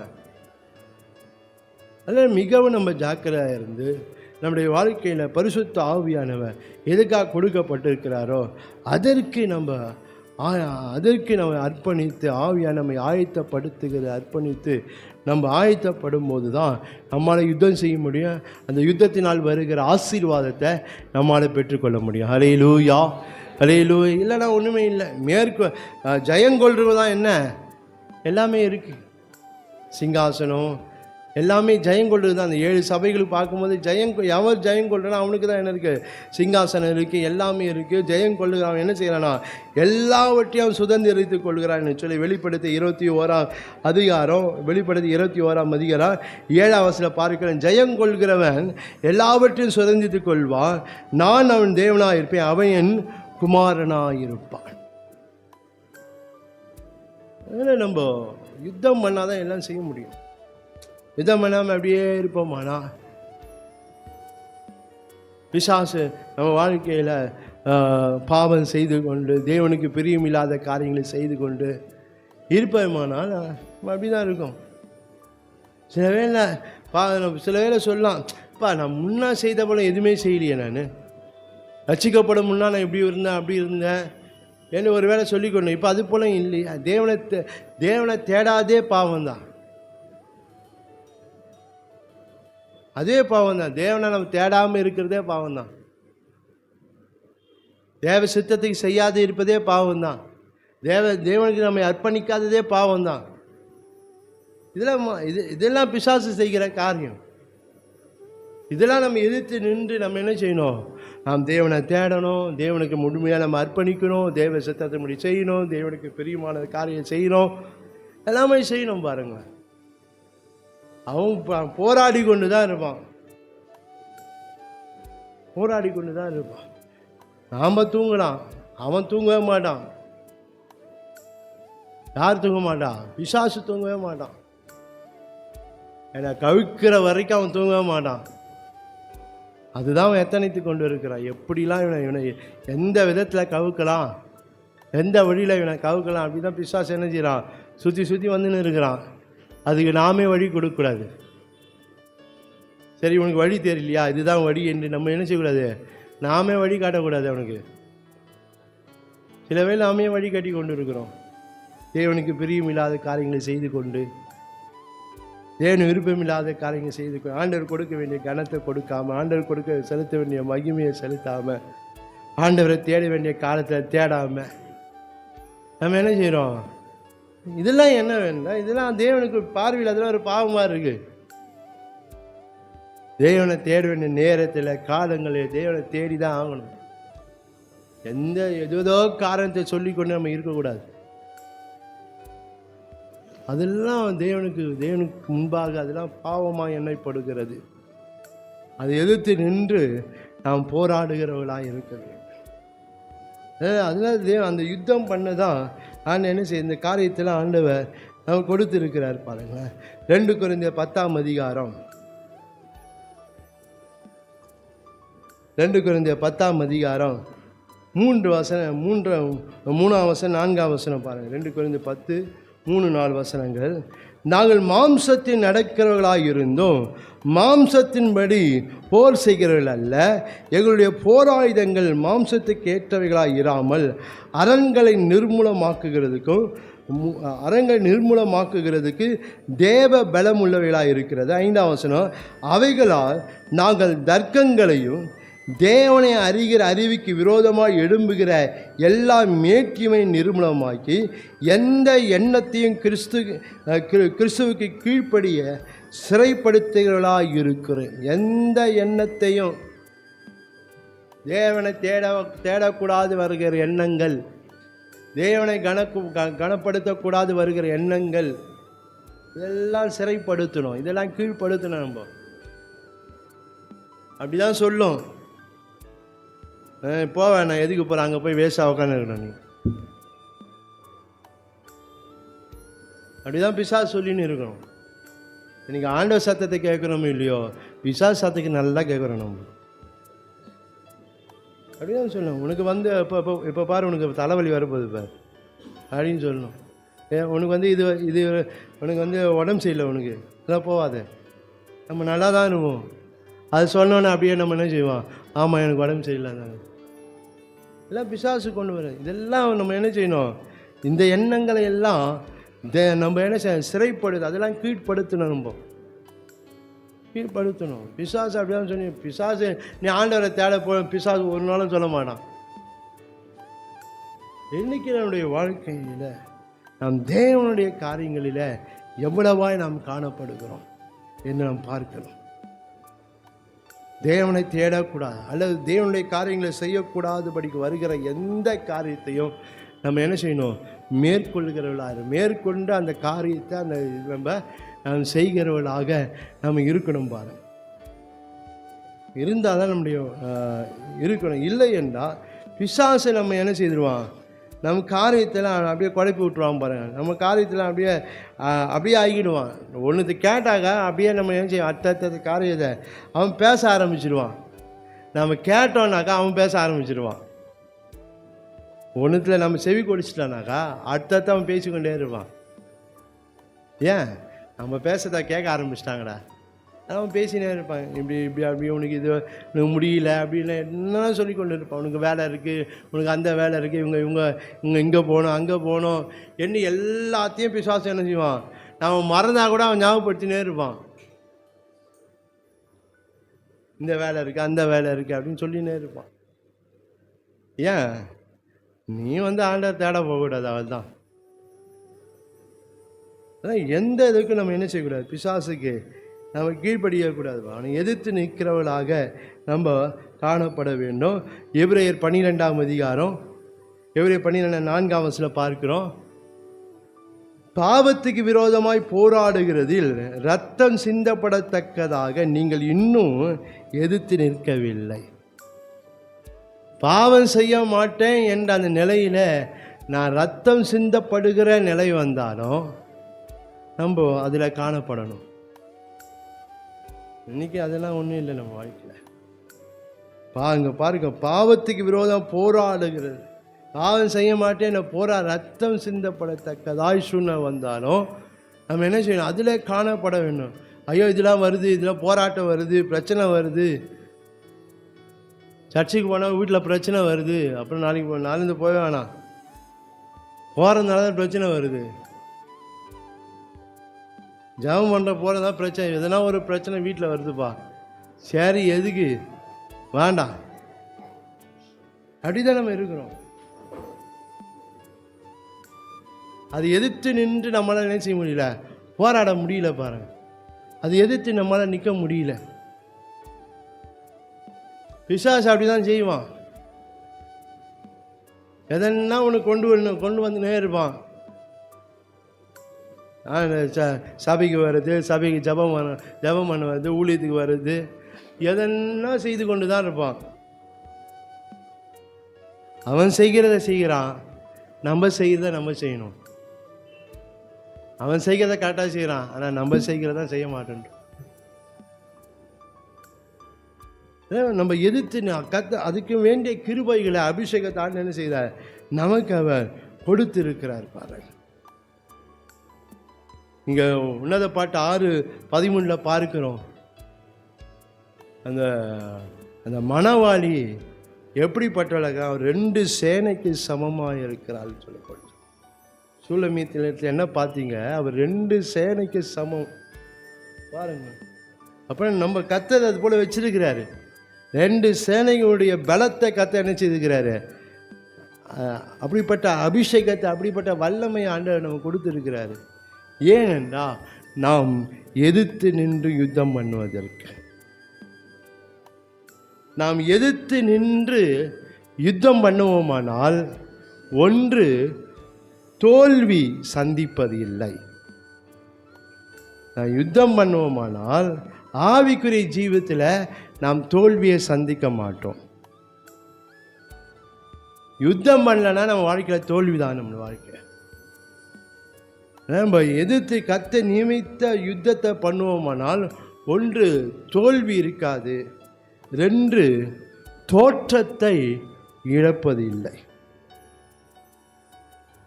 தோல்வியை சந்திப்பது இல்லை, 2 தோற்றத்தை இழப்ப. என்ன, தேவன் நமக்கு தந்திருக்கிற அந்த தோற்றத்தை நான் இழந்து போக மாட்டோம். இல்லை, நான் தேவன் கொடுத்த அந்த மகிமையான தோற்றத்தை நான் இழந்து போயிடும். ஆதாம் ஏவாள் அந்த தேவன் தந்த அந்த மகிமையான தோட்டத்தை என்ன பண்ணிட்டாங்க, இழந்து போயிட்டாங்க. அவர்கள் நிர்வாணிகளாக இருந்து வைக்கப்படாமல் இருந்தாங்க. ஏனென்றால் தேவனுடைய மகிமை அவங்க மேலே இருந்தது. என்றைக்கு அவர்கள் பிசாசை எதிர்த்து போராடலையோ அன்றைக்கு அவங்க தோற்றம் மாறி போச்சு. என்னுடைய தோற்றம், கர்த்தர் எனக்கு கொடுத்த அந்த மகிமையான தோற்றத்தை நாங்கள் இழந்து போயிடுவோம். ஒன்றும் இல்லைங்க, அந்த ஆவிக்குரிய தோற்றம் கூட 2வது பிரச்சனை. நம்ம எதிர்த்து நின்று போகலன்னா நம்ம சரீர தோற்றத்தை கூட மாற்றிடுவோம். நம்ம ரட்சிக்கப்பட்டதுனால்தான், சில வேலை நான் சொல்கிறேன், ரட்சிக்கப்பட்டதுனால்தான் ஒருவேளை நம்ம கருப்பாக இருக்கலாம், என்னவா இருக்கலாம், ரட்சிக்கப்பட்டதுனால்தான் நம்ம அழகாக இருக்கிறோம். என் முகம் அழகாக இருக்குது. ரட்சிப்பு இல்லைன்னா உன் முகம் கருத்து போயிடும். முகலாம் நீங்கள் ஃபோட்டோ வச்சுருந்தா பாருங்கள், ரட்சிக்கப்பட்டது முன்பதாக ரட்சிக்கப்பட்ட எடுத்து பார்த்தீங்களா அந்த பிரகாசம் உங்கள் முகத்தில் தெரியும். அந்த இது அது தேவன் தருகிற காரியங்கள். அந்த தோற்றம் எல்லாம் நம்ம மாறி போயிடும். நம்மளுக்கு பேய் தோற்றம் வந்துடும். ஆண்டவர் விட்டு போயிட்டாடா அவன் முகத்தை பேய் தோற்றம் வந்துடும். நம்ம என்னதான் வேலையாக இருந்தாலும் சரி. தேவனை எதிர்த்து பிசாசை நம்ம எதிர்த்து போராடலைன்னா நம்ம தோற்றத்தை நம்ம இழந்து போனோம். கர்த்தர் கொடுத்த அந்த மகிமையான தோற்றத்தை எல்லாம் மாறி போயிடும் நம்மளுக்கு. அதனால் பிசாசை வாழ்க்கையில் பாவத்தை செய்ய வைக்கிறார், செய்யும்படி வருதா, எதிர்த்து நிற்கணும். நம்ம கர்த்தரை விட்டு பிரிக்கிற காரியங்கள் வருதா, கர்த்தருடைய அறிகின்ற அறிவை விட்டு என்னை பிரிக்குதா, அதெல்லாம் எதிர்த்து போராடணும். நம்ம அப்படி இருந்தால் தான் நம்ம வாழ்க்கையில் என்றைக்கு நாம் தோல்வியை நாம் சந்திப்பது இல்லை, அதுபோல் தோற்றத்தையும் நம்மால் நாம் இழப்பதையும் இல்லை. அதை நம்ம பார்க்கணும். அந்த ஜெயம் எடுத்தால் தான் நம்ம சிங்காசனத்தில் போய் உட்கார முடியும், அவர் வலது பாரசில் போய் உட்கார முடியும். அந்த தேவ சாயலோடு இருந்தால் தான் அந்த தேவ சந்நிதியில் போய் நம்ம நிற்க முடியும். தேவ சாயல் இல்லாமல் நம்ம என்ன செய்ய முடியாது, தேவ சந்நிதியில் நிற்கவே முடியாது நம்மளால். அதனால் நம்மளுடைய வாழ்க்கை அந்த எதிர்த்து நின்று நான் தேவனுக்கு விரோதமாய், தேவனுடைய காரியத்துக்கு விரோதமாய் என்னை செய்ய பண்ணுகிற, என்னை செய்ய தூண்டுகிற, தேவ காரியத்தை செய்யக்கூடாதபடி என்னை செய்ய வைக்கிற எந்த காரியமாக இருந்தாலும், அது சொந்த காரியமாக இருக்கும், குடும்ப இதெல்லாம் இருந்தாலும், நாம் அதை எதிர்த்து நின்று போராடணும். அது மேற்கொண்டு தேவனுடைய காரியத்தில் காணப்படும். நாம் செய்ய வேண்டிய தேவனுடைய காரியங்கள், நாம் தேட வேண்டிய தேவனுடைய காரியங்கள் நம்ம செய்து தான் ஆகணும். நம்ம அதே காரணம் காட்டிக்கொண்டு நாம் இருந்து கொண்டு இருப்போமானால் கடைசியில் நமக்கு தோல்வி தான் நமக்கு மிஞ்சம்.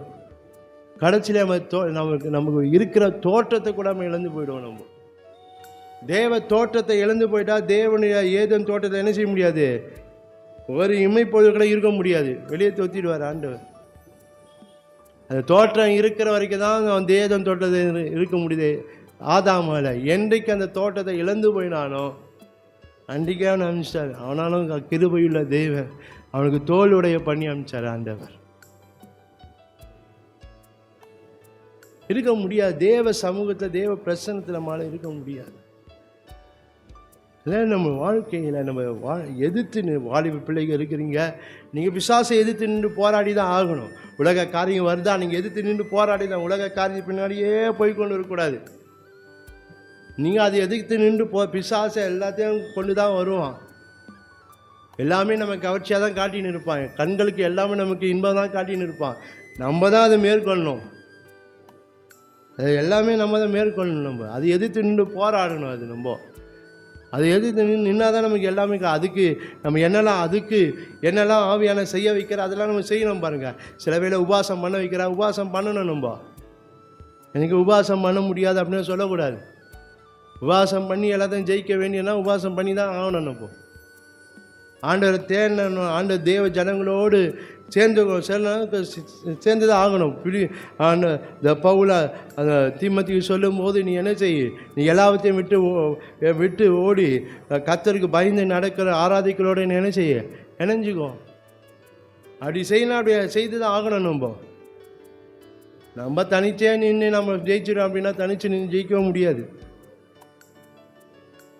அதனால் நம்ம எல்லாத்தையும் எதிர்த்து நின்று நம்ம அது மேற்கொண்டால் தான் நம்ம செய்ய நம்ம கொடுக்கப்பட்ட நேரங்களிலே காலங்களிலே கர்த்தருடைய காரியம் செய்து தான் ஆகணும்ப்பா.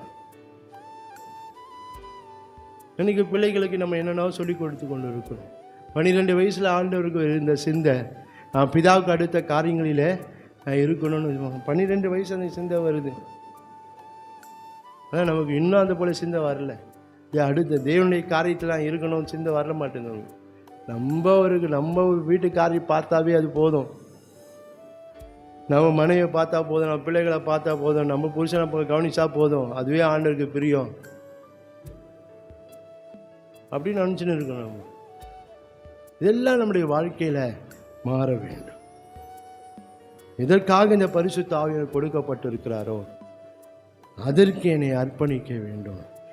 தேவன் நியமித்த யுத்தத்தை பண்ணதான் பரிசுத்த ஆவியானவர் நம்மை ஆயத்தப்படுத்தி கொண்டு இருக்கிறார். நாம் அவரோடு இணைந்து அதை ஆயத்தப்படுவோமானால் என் வாழ்க்கையில் நான் தோல்வியை சந்திக்க மாட்டேன்.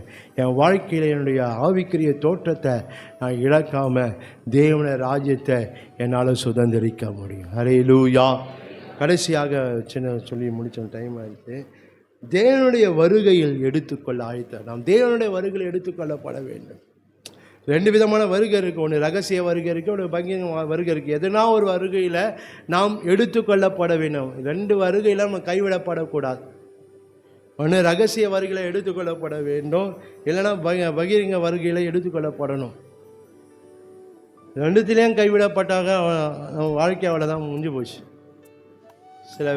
சில வேளையில் கர்த்தர் ரகசிய வருகையில் எடுத்துக்கொள்வார். சில பேரை வகிங்க வருகை இருப்பதற்காக ஆண்டவர் என்ன சில பேரை வச்சிருப்பார். நம்ம ரகசிய வருகையில் எடுத்துக்கலாம் இப்போ நல்லாயிருக்கும். ஏன்னா அடுத்து அந்த உபத்திர காலம் வரும். உபத்திர காலத்தை நின்று போராடி என்ன செய்யணும், அங்கே வரணும், ரொம்ப கஷ்டம்தான். ஆனால் சில வேளையில் அந்த காலத்தில் நாங்கள் இருக்கணும், தேவ சித்தமாக இருந்தால் நம்ம இருந்து ஆகணும். ஏன் அப்படி வைக்கிறேன்னா அந்த நாட்களில் இருக்கிற ஜனங்களை ஆதாயப்படுத்துவதற்கு. அந்த இருக்கிற ஜனங்களை ஆதாயப்படுத்துவது.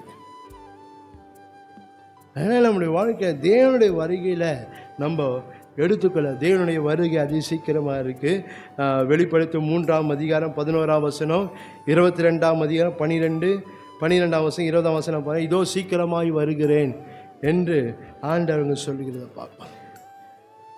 எபிரேயர் 10ஆம் அதிகாரம் 37ஆம் வசனத்திலும் பார்க்கும்போது 10ஆம் அதிகாரம் 37ஆம் வசனம் பார்க்கும்போது வருகிறவர் இன்னும் கொஞ்சம் காலத்தில் வருவார், தாமதம் பண்ணார். அது அவருடைய வருகை சீக்கிரமாக இருக்கு. அதனால் அவர் வருகையில் நாம் எடுத்துக்கொள்ளப்படுகிறவர்களாக நாம் ஒரு நாள் நம்ம கைவிடப்படக்கூடாது. வருகையை எடுத்துக்கொள்ளப்படுகிற ஜனமாய் நம்ம காணப்பட வேண்டும். வசனம் மட்டும் நான் சொல்லி அது மட்டும் எழுதிங்க. எபேசியர் 5ஆம் அதிகாரம் 27ஆம் வசனம், 1 தெசலோனிக்கேயர் 5ஆம் அதிகாரம் 23ஆம் வசனம், எபிரேயர் 12ஆம் அதிகாரம் 28ஆம் வசனம், யூதா 24ஆம் வசனம். இந்த வசனம் பார்க்கும்போது நாம் கரை திரையற்றவர்களால், குற்றமற்றவர்களால், பிழையற்றவர்களால் வழுவாமல் நாம் தேவனுடைய சந்நிதியிலே போய் நிற்க வேண்டும் என்று சொல்லி இந்த வேத வசனங்களாம் சொல்லப்பட்டு. அதனால் நம்ம வாழ்க்கை நாம் பார்க்கும்போது தேவனுடைய வருகை அதிசீக்கிரமாக இருக்கிறதுனால நாம் வருகை நம்ம குற்றமற்றவர்களாய் நாம் வாழணும். கரை திரையற்றவர்களாய் நம்ம காணப்பட வேண்டும். நாங்கள் நம்முடைய வாழ்க்கை கரை திரையற்றவர்களாய் நாம் பிழையற்றவர்களாய் நம்ம வாழ வேண்டும். பரிசுத்தம் உள்ள ஜனங்களாக வாழ. பரிசுத்தம் இல்லாமல் ஒருவனை என்ன செய்ய முடியாது? தேவனை தரிசிக்க முடியாது. பரிசுத்தம் இல்லாமல் இருக்கக்கூடாது, பரிசுத்தமாய் ஜீவிக்க வேண்டும். இப்படி நம்முடைய வாழ்க்கை காணப்பட வேண்டும். ஏன்? அவர் வருகை அது சீக்கிரமாக, அந்த வருகையில் நாம் எடுத்துக்கொள்ளப்பட வேண்டும். அதுக்கு பரிசுத்த ஆவியானவர் நம்ம ஆயத்தப்படுத்துகிற, நம்ம வாழ்க்கையில் சுத்திகரிக்க வேண்டிய காரியங்களை சுத்திகரிக்கிறார், வெட்டி எடுக்க வேண்டியதை வெட்டி எடுக்கிறார். இதெல்லாம் பரிசுத்த ஆவியானவர் செய்கிற காரியங்கள். இதெல்லாம் செய்யும்போது அவரோட இணைஞ்சுக்கணும். இந்த காரியத்தை விட்டுடு, இந்த காரியத்தை செய்யாத அப்படின்னு சொன்னால் எதிர்த்து நின்று கொண்டு இருக்காது. அதை அப்படியே கீழ்ப்படிந்து நம்ம செய்யணும். அப்போ தான் நம்ம தேவனுடைய வருகையில் என்ன செய்ய முடியும்? எடுத்துக்கொள்ளப்பட முடியும். சில காரியங்கள் ஆண்டவர் சொல்கிறாரா, அதுக்கு நம்ம எதிர்மறை கேள்வி கேட்டுக்கொண்டு எதிர்மறையான காரியங்களை பேசிக்கொண்டு இருப்போம்னா நாம் பேசலாம், வாய் இருக்குது பேசலாம், திறமை இருக்குது பேசலாம், தேவனுடைய ராஜ்யத்துக்குள்ளே பிரவேசிக்க முடியாது. எல்லாமே செய்யலாம்ப்பா, ஞான அறிவு புத்தி எல்லாமே இருக்குது, எப்படி வேணால் பேசலாம், நீ பேசினே இருன்னு சொல்லிட்டு போயிடுவார். நம்ம வாழ்க்கையில் ஆண்டவர் என்ன சொல்கிறாரு, பரிசுத்த ஆவி என்ன உணர்த்துறாரு, அதை அப்படியே கீழ்ப்படிக்கணும். இதெல்லாம் வேதத்தில் போட்டுக்குதா, இது மடி செய்யணுமா அப்படிலாம் கேட்டுக்கணும். அப்படி கேட்டுக்கொண்டு இருந்தால் ஆண்டவர் அப்படியே விட்டுருவார் நம்மளை. சரி நீ அதே கேள்வி கேட்டுன்னு சொல்லிட்டு என்ன சொல்கிறாரோ, என்ன உணர்த்துறாரோ நம்ம அப்படியே கீழ்ப்படிக்கணும். பாருங்க, அப்படியே கீழ்ப்படி. அது நம்முடைய சொந்த காரியம் கூட இருக்கலாம்.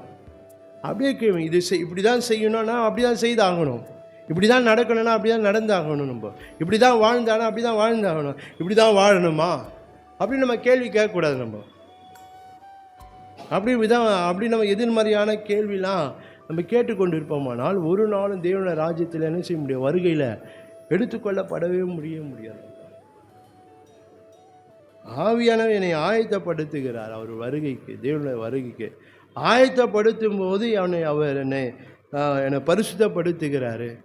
அவர் தேவனுடைய பார்வைக்கு சரியாய் கண்டபடி நம்மை வணங்குகிறாரு, நம்மை புதுப்பிக்கிறாரு, நம்மை மறுரூபப்படுத்த ஆயிடணும். நம்ம இது செய்தாகணுமா, இதை பண்ணி ஆகணுமா, இப்படி தான் இருக்கணுமா அப்படின்னு நம்ம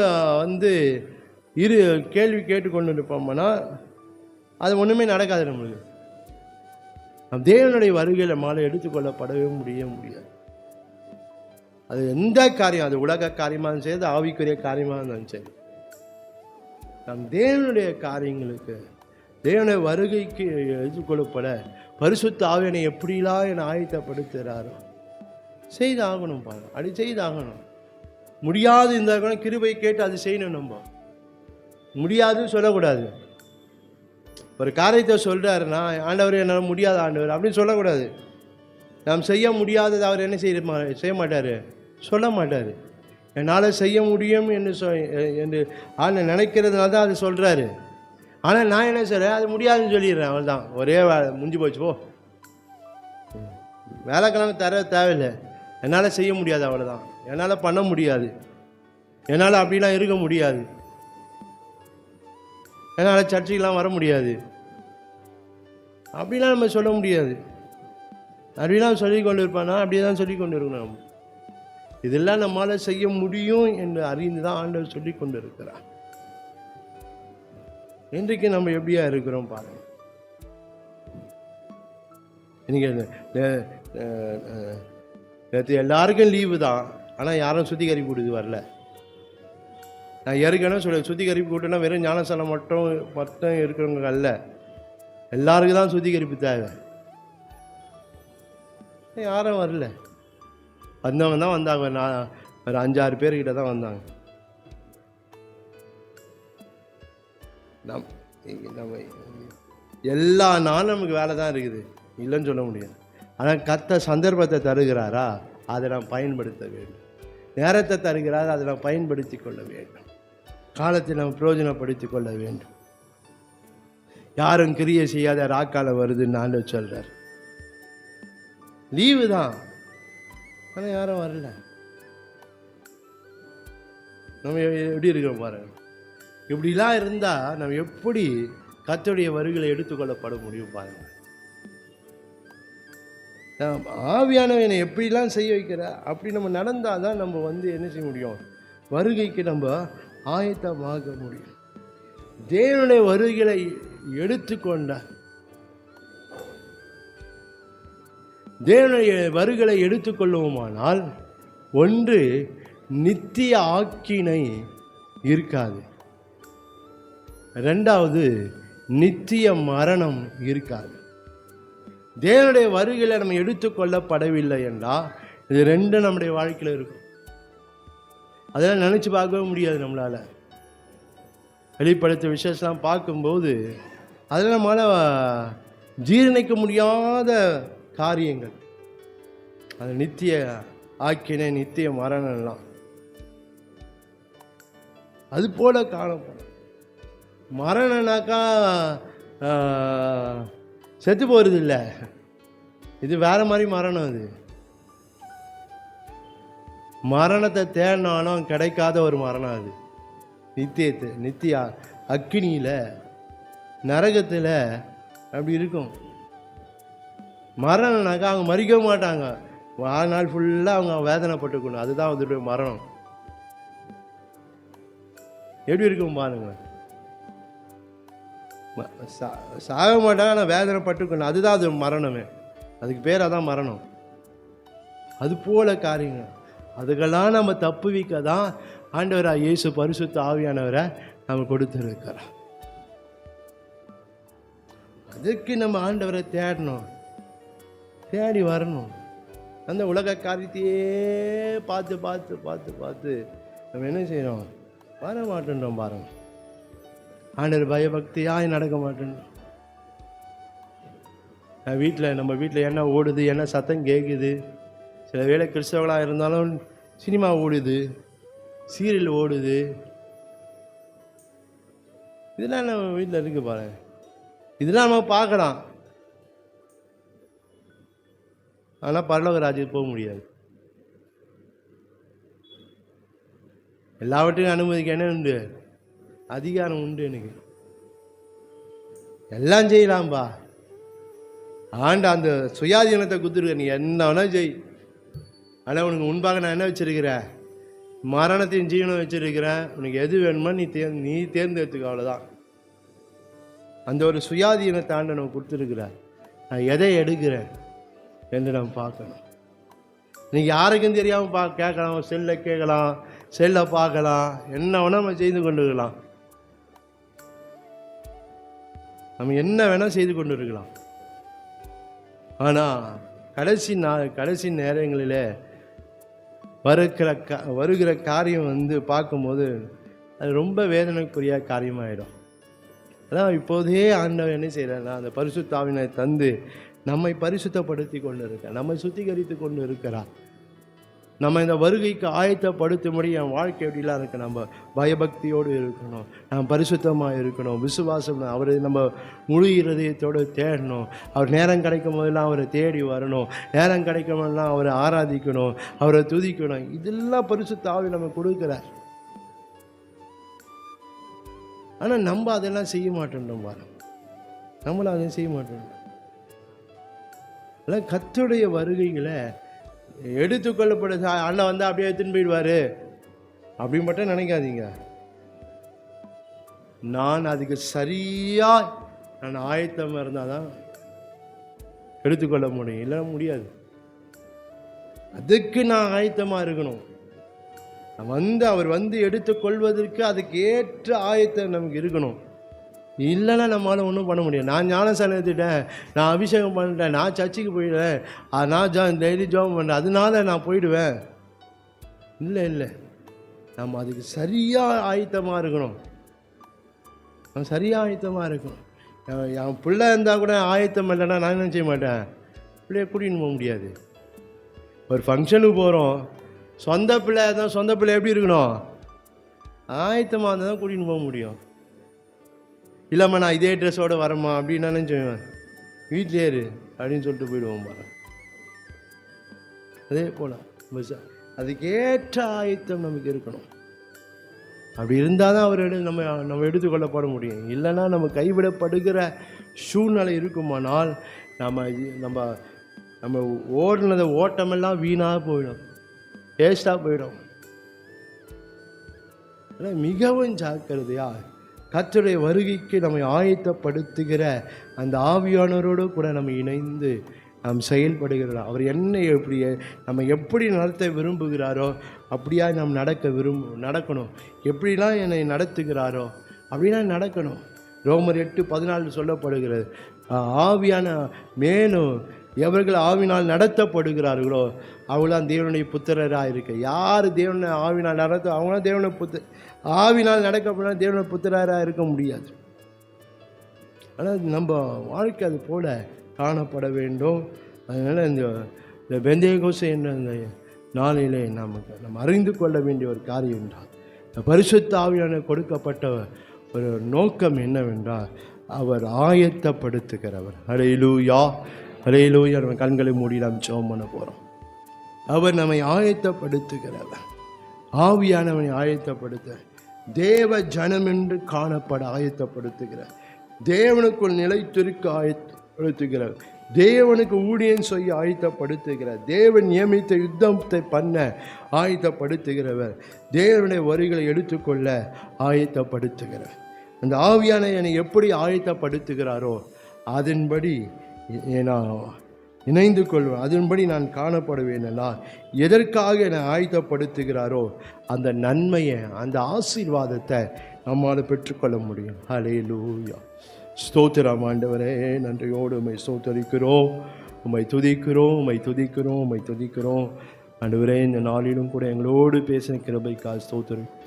ஆவியானவர் இந்த பெந்தேகோஸ்தே என்னும் நாளில் ஆண்டவரே கர்த்தர் எங்களோடு நீ பேசின கிருபைக்காக, எதற்காக இந்த ஆவியானவர் கொடுக்கப்பட்டு இருக்கிறாரோ ஆண்டவரே அப்பா, அதை குறித்து எங்களோடு பேசின கிருபைக்காக இந்த ஆவியானவர் அவர் உங்களை ஆயத்தப்படுத்துகிறவர் சொல்லி எங்களோடு பேசி போல ஆண்டவர் அவர் எப்படி எந்த காரியத்துக்காக அவர் ஆயத்தப்படுத்துகிறார், எப்படி இல்லாமல் ஆயத்தப்படுத்துகிறாரோ அதற்கு எங்களை முற்றிலுமாய் எங்களை அர்ப்பணிக்க வேண்டிய ஒரு இருதயத்தை எங்களுக்கு தாங்க ஆண்டவரை.